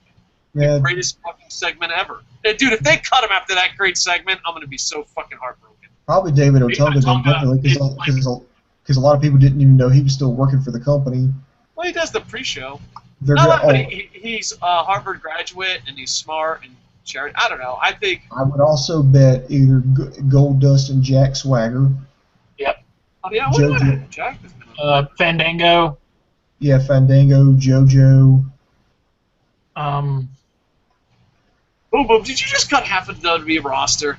They're probably going to go ahead and get rid of Mark Henry because he's about to retire anyway. I hope not. I hope they give him a good send-off. When you're that far to the end of your career, just finish up the contract. Yeah, R-Truth is like teetering right now, in my opinion. So it should be interesting. I just remember, what was it, last Friday? It went crazy. I'm also hoping for Summer Rae. But in the last one, and I'm not saying this to be mean or anything, but it would not shock me if they got rid of Tyson Kidd. Oh, that would be a bad PR move. Mm-hmm. It would, but there's still pretty good talks that he will never wrestle again. Like, his injury was that severe. Yeah, I don't know. The Tyson Kidd one would be a bad PR move. His wife is there. He got injured in your ring. Everyone pretty much likes him. That'd be a bad PR move. I'm not saying it won't stop him. I'm just saying it'd be a bad, like Titus O'Neil. Imagine Titus O'Neil and Tyson Kidd being cut. That's just a PR nightmare. Andy Papp says Omega wasn't there due to visa issues. Yeah, I didn't know that. He's going to be on the Toronto show. Okay, well that lightens it up. Now I feel kind of bad. I've learned something today. Oh yeah, because isn't Omega Canadian? Yeah, I believe so. Yeah, he's Canadian. Yeah, that's why a lot of people were mad because they said American match for the ladder match in a promo. And I was like, yeah, but the ladder match was kind of made in America. But not really, because didn't Calgary Stampede do it for? I don't know. People were really upset that he said American style match, ladder match with Tanahashi. It's like, you're Canadian! And then there was a debate who started a ladder match, because I think the first ladder match ever might have happened in Calgary. But I don't know. We have to get historians on that. Let's see. The Diva division needs to go. Super Dragon better than God. Don't say that about Terry Funk. But if it's giving the Haku boys is better than Rikishi's boys, I don't know. I don't know. I think Tama Tonga's awesome, but I think the Usos are better. I don't know. That's tough. Who do you give it to? God? Oh, wait. I wonder if he said Super Dragon's better than God, the tag team, not Terry Funk. I didn't mean to get all religious on you. Who do you think is better? Go across the board. Usos or Tama Tonga and the other guy? Oh, the Gorillas of Destiny. They're better. All right. El Gianto? El Gigante says, probably the Gorillas of Destiny, because the Usos are just boring as all hell to me. I still like the Usos. I don't dislike them. They're just boring. All right. People are cheering for Sammy. Oh, and not you. Ole, Sammy, Ole. Andy Papp says, God. Razor Mike, my new best friend for now. Ishii should have never... Oh, my God! Oh, my... Razor Mike! I never thought me and another commenter could agree so much. Razor Mike, are you sure that's not your mom, Coco? I wish. Ishii should never have lost to Fish in a million years. There are 10 guys that deserve the TV title more than Fish. I don't disagree. Yeah, well, guess what, Razor Mike? You just got yourself a guaranteed spot on the show. Yeah, I did not like Ishii losing to him at all. Good match, but I did not like him losing. Thank you. Fucking Boo Boo was all fucking up my asshole during that review. Yeah, because I was correct. According to Razor Mike and El Gigante over there. Hey, nobody's perfect. All right. Ole, don't say that about my best friend. Ole, Seme, Ole. Elgin versus Ryback, the dream match that nobody's asking for. Adrian says, "Where's LK?" LK's in between jobs. He did do a news show. We have to get to. We got to talk to LK about doing a schedule. But LK is in between jobs, and anyone that's ever been in between jobs, that's a stressful time in your life. But he did do a news PWME news earlier where he just talked about headlines. Razor Mike says it was dead because Fish was born as hell. I am pretty sure Razor Mike is a fucking imaginary guy in my head. Yes, I agree with everything Razor Mike says. He must be on drugs or something. I'm having a Fight Club moment. Like, maybe no one else can see Razor Mike's comments, and it's me in my head. Like, boom, scrolling up and down. He's like, I don't see Razor Mike. Razor Mike doesn't exist. I'm like, yeah, he does.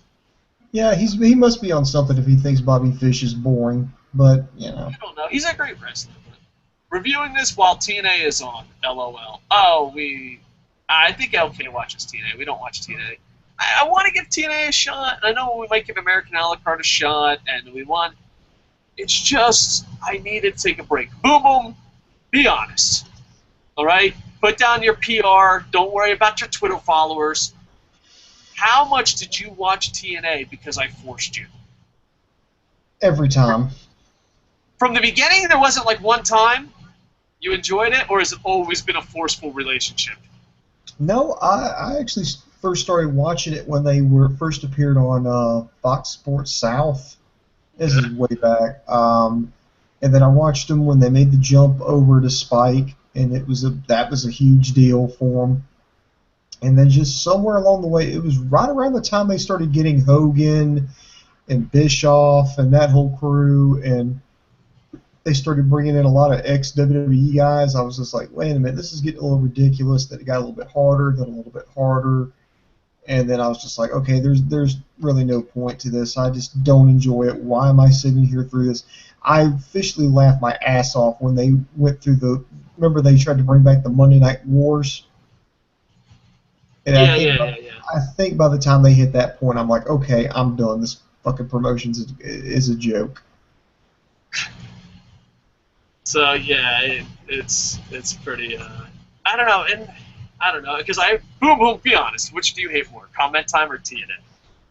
Because I remember like Boom Boom was, because Boom Boom gets cranky sometimes, and we'd be doing TNA reviews, and Boom Boom would just be like, "It happened," like that was his review. Comment Time, Boom, because you're pretty cranky during Comment Time. Comment Time or TNA? What makes you crankier? Probably Comment Time because I don't really watch TNA and I can avoid that. You can leave at any time, Boom Boom. Boom Boom's like, it's my duty. It is my post. I must stay here. Pretty much. Not the podcaster we need. That's for me, that's the way it is. I try not to. Well, that also, like, he's like, as soon as I leave, Boom Boom and Sammy and Dave will make fun of me. I'm gonna be here. I gotta defend my honor. He's the silent guardian. He's a watchful protector. So it says, what's more entertaining? Andy Papp says it's a tie. TNA is actually entertaining, minus Jeff Hardy. I hope once the Hardys leave, I can enjoy it again. Because the thing is, I want to enjoy TNA, but I cannot rely on reviews, and TNA fans are not ready. Not ready at all. Not ready. Like, oh, shots fired, LOL. Ray Mastani, King of Porn Style, Ray is here. Good job. Everyone's laughing. Best ROH feud? Samoa Joe, CM Punk, probably. I love Samoa Joe's title run, Summer of CM Punk. That's when they were in their prime. Scoot Andrews in the first tournament ever. I love Scoot Andrews. You know what? If my podcast does one thing and opens the world to everyone know who Scoot Andrews is, you know what? I'll die a happy person. I'll die in the pursuit of that. I really think Ring of Honor is in kind of a renaissance right now. Like they had their moment of glory. They sunk back down again when they went back to where the only people they had were the Briscoes. I mean, yeah, they had some great talent in here now, but I think they're bigger now than they've ever been. And so I think they're kind of hitting their renaissance, if you will. Yeah. And yeah. So it's tough. ROH though, I also really like the Sami Zayn Kevin Owens feud, but I don't know if that's ROH only. That's like a worldwide feud. You know what I mean? It's been going since the beginning of time. If you go look on cave paintings in the deep heart of France, you will actually see little stick Genericos and little stick Kevin Steens throwing each other through ladders. Yeah. Like it's that internal balance. It has to exist. The second they stop feuding, all of reality will collapse, and then we're fucked. TNA's main event: Mike Bennett versus EC3, Ace 3, and a 6 Sides of Steel. That sounds so good, but Hardy's gonna be there, and then TNA fans are gonna be like, "Ain't it better than WWE?" And I'll check out. Ole Seme Ole, Al Generico versus Kevin Steen. Yeah, Scum versus ROH. I don't know, a little bit. I think El Generico versus Kevin Steen's amazing, but I also think that's not only ROH's. Rebook The Last Raw, Kayfabe Connection, fuck, marry. Oh, he wants to know fuck, marry, kill.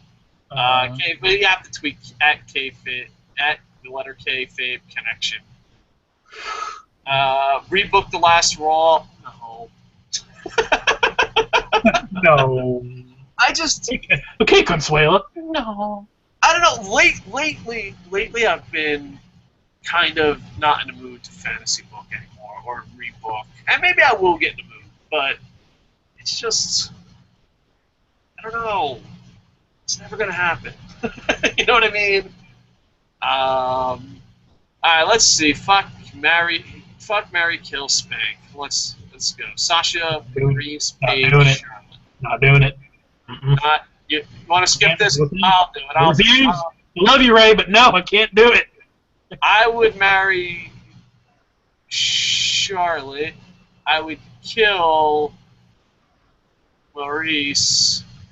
I would spank Sasha, but I'd do it gently, like out of respect. Good job. Like on a football field. Good job. And I don't want to disrespect her. And then I would fuck Paige, but I would, like, everyone's like, because I'm not a big fan of Paige. I don't know, I loved Paige before she became a diva. And not when she was 14, but, you know, when she was a wrestler at FCW and all that. And I really rooted for her, but she's really let me down. She looks like this Monday she could be a wrestler.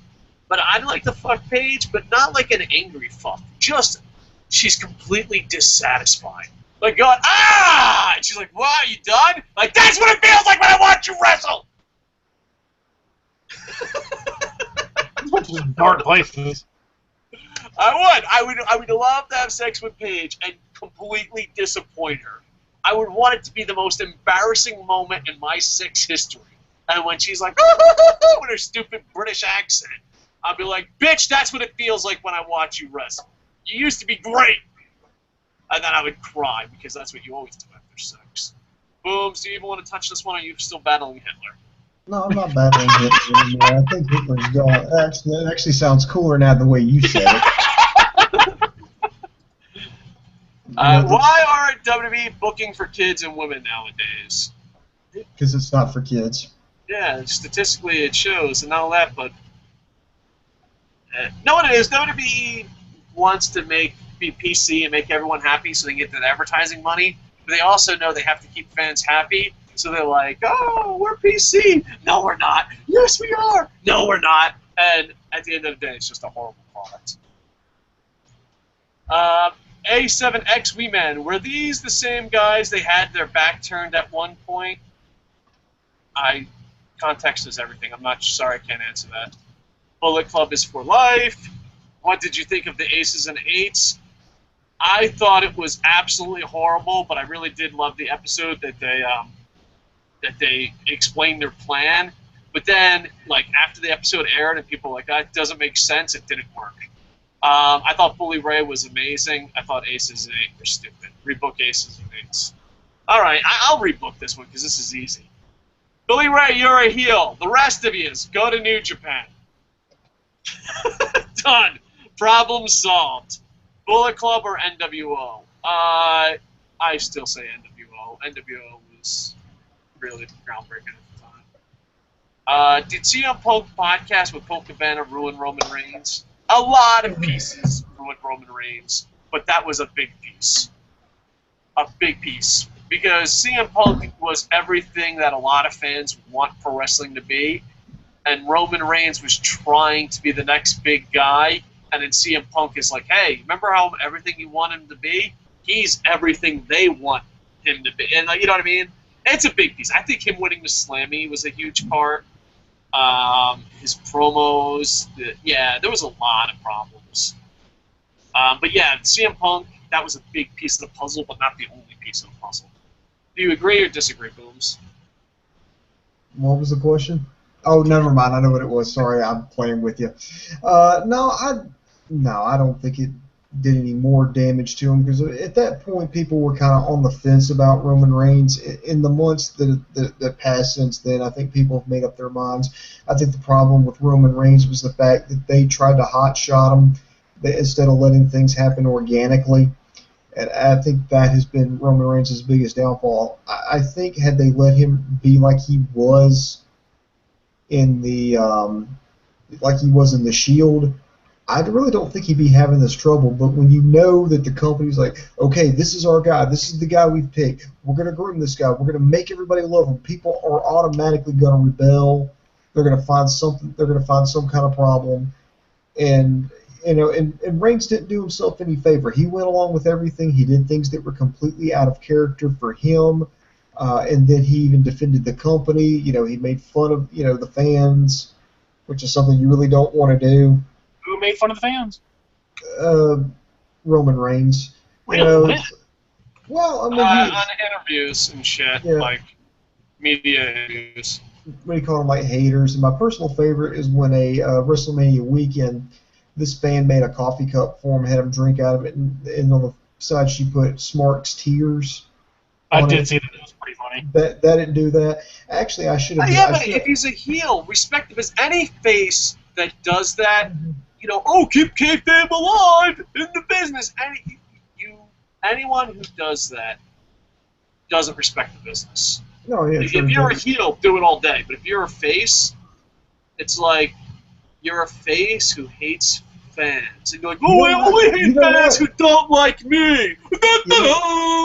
If Reigns is going to do that, I'm going to get him like a coffee cup, but instead of putting Smark's tears, I'm going to put McMahon's semen on there and see if he'll sip it.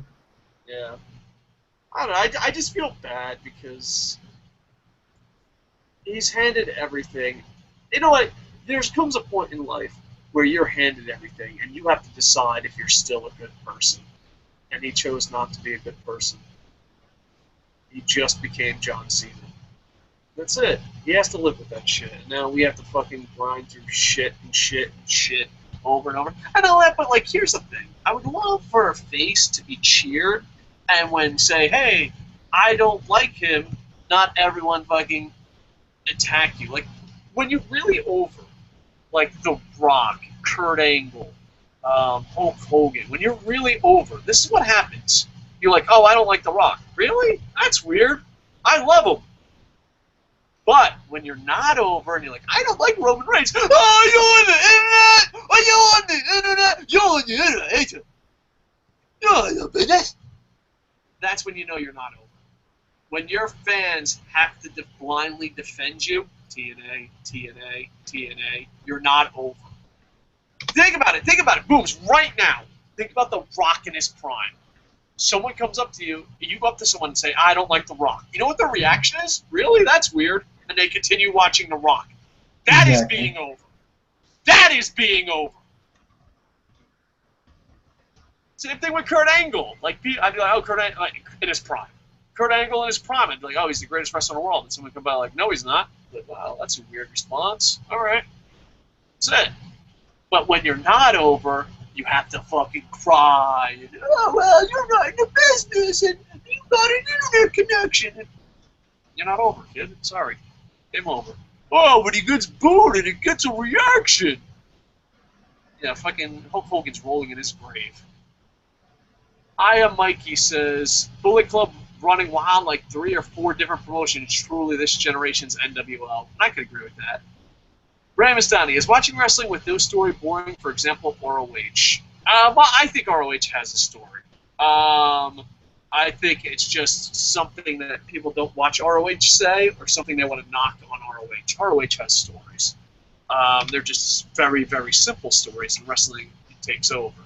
I don't think watching wrestling for the first time is. See, the thing is, good wrestling makes you want to watch it, but good storytelling makes you want to watch it over and over and over again. So I disagree. I think ROH has storylines. I think ROH has a lot of storylines. The problem is they're very simple in the background storylines. And obviously they have big storylines, but I'm saying in general. I would rather watch simple storylines. And you know what? I would rather have no story than bad story. I guess that's my point. I think in-ring wrestling's important, and I think storyline is important. Was Chris Hero in WWE? No, he was in FCW and NXT. He was in the developmentals. Boom Boom already answered that in the comments. Boom Boom. Hours ago. Now, here's the thing. Here, commenter time. If you want to get your comments read, make sure to go Twitter at KocoSports, because at the top of the hour, I'm ending. Boom Boom. Keep an eye on the clock. At 10 minutes before, you take over comment time, okay? No, I'm actually probably going to tap out in just a few more minutes. I've been up since 4 this morning. Same here. All right, are you guys? What? All right, then you guys just tap out. We're going to the top of the hour. If you want to get ahead, Facebook and Twitter. Let's see. Fix up ROH. How are you going to have 5 matches booked for War of the World Toronto and then have 10 booked for New York City? Shake my head. Yeah, well, I don't know. Oh, Boom Boom left. Dude, I think Hitler got his revenge. No, Hitler. No, man, trust me. I'm giving him so much hell right now. Hitler's Fucking still there? All right, No, yeah, dude. I've been fucking with Hitler for like an hour now. Really? Oh, yeah, man. Go look at the very, very bottom. I'm just fucking with him hard. He's being an asshole, and I'm just laughing at it because he thinks he's hilarious. And God bless him, I'm sure in whatever basement he's dwelling in, he thinks he is the funniest fucker in the world right now. And it is so fun watching him try so goddamn hard. Sweet, sweet. All right. I gotta tap out, man. I gotta get up super early. All right. I'm probably gonna go a half hour more. I didn't think the show was gonna be so long, but I guess think you're pushing 3.5 hours. Guests. Yeah. Right, are we doing Lucha tomorrow or Thursday? Thursday probably works better for me. All right, yeah, let's do Thursday because I think LK and Boom Boom are gonna rush to get the NXT done. Cool, awesome, man. I'll see you later. All right. If you want, you can join NXT tomorrow with Boom Boom. I don't know if I will be. Yeah, if I'm off, I'll totally jump on. All right. All right, I'll talk to you soon, brother. Take care. All right. And Jeff Yeager on Facebook is doing a live podcast about wrestling. So definitely check it out. So hopefully it goes well. Maybe we'll start doing stuff on Facebook. I don't know. I'm just stuck on YouTube. But maybe I should build it up because YouTube takes away your channel often. Lennox Wooderson. What's been the best executed NWO-like faction besides DX? Bullet Club, The Nexus, Immortal, Aces and Eights. They had one in All Japan with D'Lo Brown. It had D'Lo Brown, Jamal. It was ROD. I forget what it stood for. I thought ROD was awesome in All Japan. It was really amazing. I thought they did a good job. I think Bullet Club does a good job, but they lean on NWO a little too much, but that's not a bad thing. Nexus was great until Cena ruined it. Immortal, I couldn't even list off who's in Immortal. And Aces and Eights was god-awful. Just god-awful. Bully Ray was amazing, but God, it was horrible. Did the Nexus have potential? Yep, until they met John Cena. Should Bullet Club be face? Probably not. They'd just be cool if they are, and fucking the internet will love them. Do you want a heel turn for AJ? Not yet. Not for me. Ray Mistani, is Lucha Underground bad for wrestling business since it's a TV show? No. People are watching it. I don't get into that. If you enjoy it, you enjoy it. I don't think it's bad at all. It's doing stuff different. It's pushing the envelope. I don't really buy into it's a TV show and not wrestling. It's still great wrestling. It's just, because the TV show shot amazingly doesn't mean that fucking wrestling isn't good. No, I don't think it's bad for wrestling. I think it's pushing the envelope. Entertainment, you got to push the envelope. I'm sure if you go meet Jim Cornette or someone, they'll be like, yeah, it's bad. I don't. Because I'm thinking about, doing less and less podcasts as the guy who's been talking for 3 fucking hours. I'm thinking about doing less and less podcasts to do other stuff in life. But if it wasn't for Lucha Underground, I don't know. Lucha Underground in New Japan is like wild watch. So if Lucha Underground's bad for fucking wrestling, then I don't need to fucking watch wrestling anymore. I guess it's just all your opinion. What did you think of Evolution? I thought it was okay. I'm indifferent. Would you guys like to see a Dana Brooke and Eva Marie porno? Because I would. Sure, why not? There's a free Ninja Turtles porno. I know Ray Mastani likes it. I haven't watched it yet, but I saved it in my links. There's a Ninja Turtle porno video, and it's free online. Make sure 18 and up or whatever. Was CM Punk in the crowd? I didn't see him, or I just missed it. I have no idea. I should have asked Kayfabe Connection that. Maybe you should tweet him. Wrestling Under should be Lost versus Bullet Club, Naito versus Omega. That would be epic. Yeah, that would be cool. I just love Okada. But yeah, that would be cool. Best face and heel turns of all time. Well, you got Hogan and NWO. It's very memorable. I always liked it. This one doesn't get enough credit.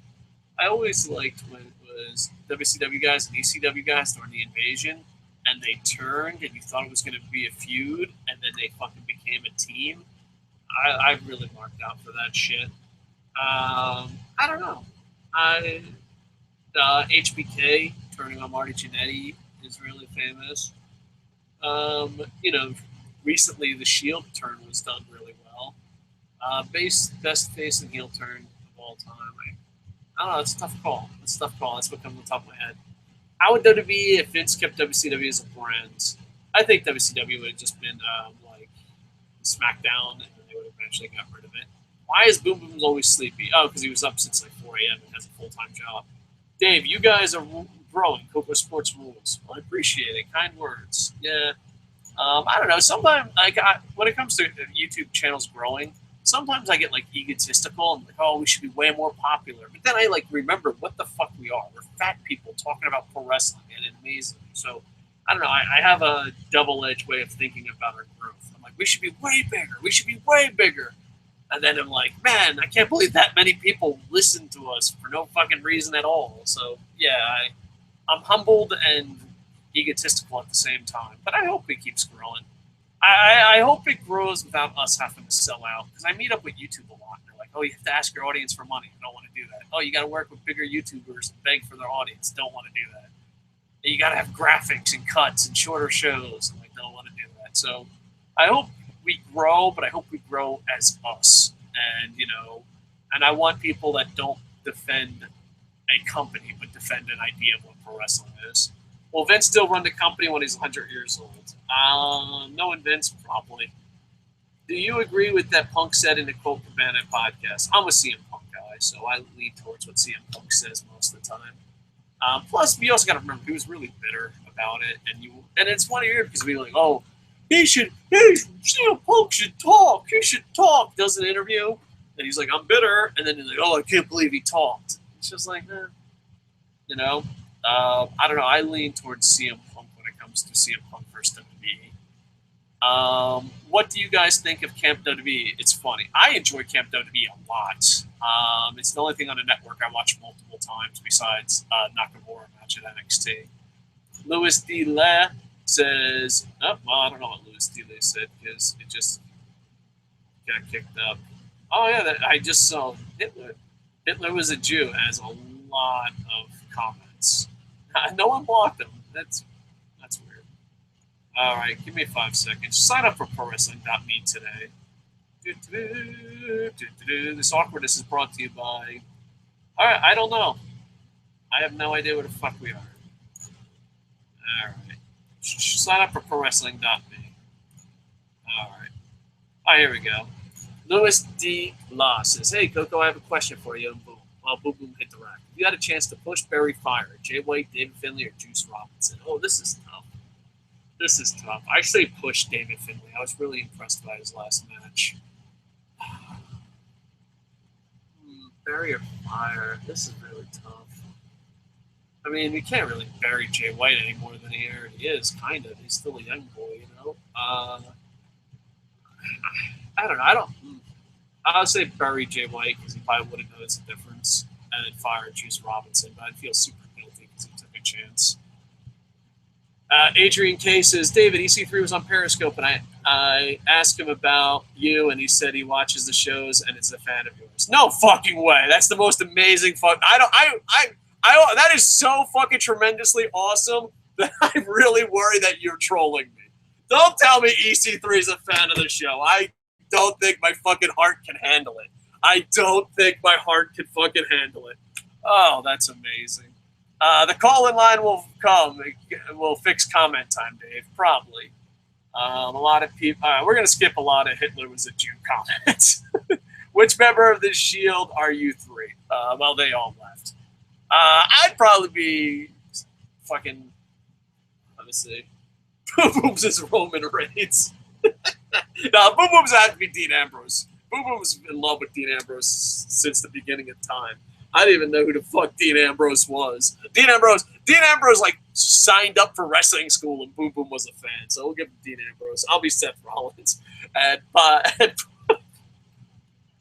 oh, poor guy has to be. Oh man, I can't even say it. It hurts me to say it, but I'm gonna say it. Sammy could be Roman Reigns. Let's see. One guy. Yeah, Hitler was a Jew. All right. Guy on the internet who doesn't lie for views, American a la carte, says Bobby Fish and TV title equals greatness. I disagree, but it's interesting. Boom needs to turn on full heel. All right. Block this guy. Sure, we're blocking Hitler was a Jew. There we go. All right, there you go. Will Ospreay is better than Ricochet. I'm not ready to say that yet, but I see your point, Adrian. We blocked Hitler was a Jew by request. A lot of people are requesting. All right. Well, this makes comment time go a lot faster. I can't believe EC3 knows who I am. That's amazing. I love EC3. I still don't believe it. People are talking about micro penises now. You know, there's always that one troll that ruins comment time. Razor Mike says, I got your back, Coco. That's what I'm talking about, baby. Me and Razor Mike are best friends. It's official. I'm going to change my... Dude, I really do. Remember, one thing, I know everyone loves Facebook. But one cool thing about back in the day on MySpace was your top 8. Dude, I'd put Razor Mike in my top 8. People are chanting USA. People are saying that. All right. Man, you guys really ruined the fucking chat with racism. All right, well, this is making my job a lot easier. Okay, more about Hitler. Hitler, you really blew it up. Scoot Andrews, the Black Nature Boy. Ole, Sammy, ole! Yes! Scoot Andrews is the greatest fucking wrestler ever. Ever. I love Scoot Andrews. Fucking my hat's broken. Sorry, that was probably not a normal human being reaction for my hat breaking. But that was the reaction I went with. I'm a fucking crazy person. Audio just dropped out, Coco. Good now. Oh, that's good. Push Berry Fire. Non-title match, 6-man tags, finish the plan. All right. I would say Berry 6-man tags, fire non-title matches from planet Earth into the sun, and push Mitch the Planet. How is Mitch the Planet doing?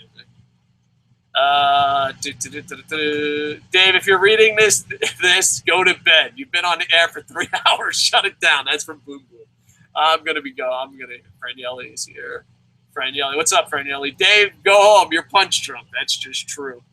Worst Dave ever. Cassius Ono. All right, more Hitler.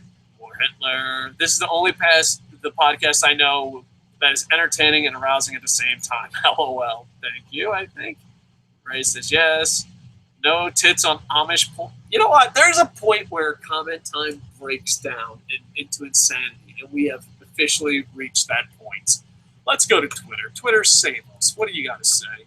Nothing. You're just saying good night. Thanks, Twitter. All right, we might be wrapping this bad boy up. Everyone's telling me to go to bed. I don't have to. It's only 1:41. I got to go eat lunch with my wife. And I got to meet my wife at 2. And I think that's it. All right, we'll skip down to the bottom. Hitler is blocked. Yes, yes, yes. It's World War II all over again. Oh, he came back. Why do you come back? All right. Who is the blonde woman who attacked Becky this past Dana Brooke? All right. I think that's it. I think comment time is officially ruined.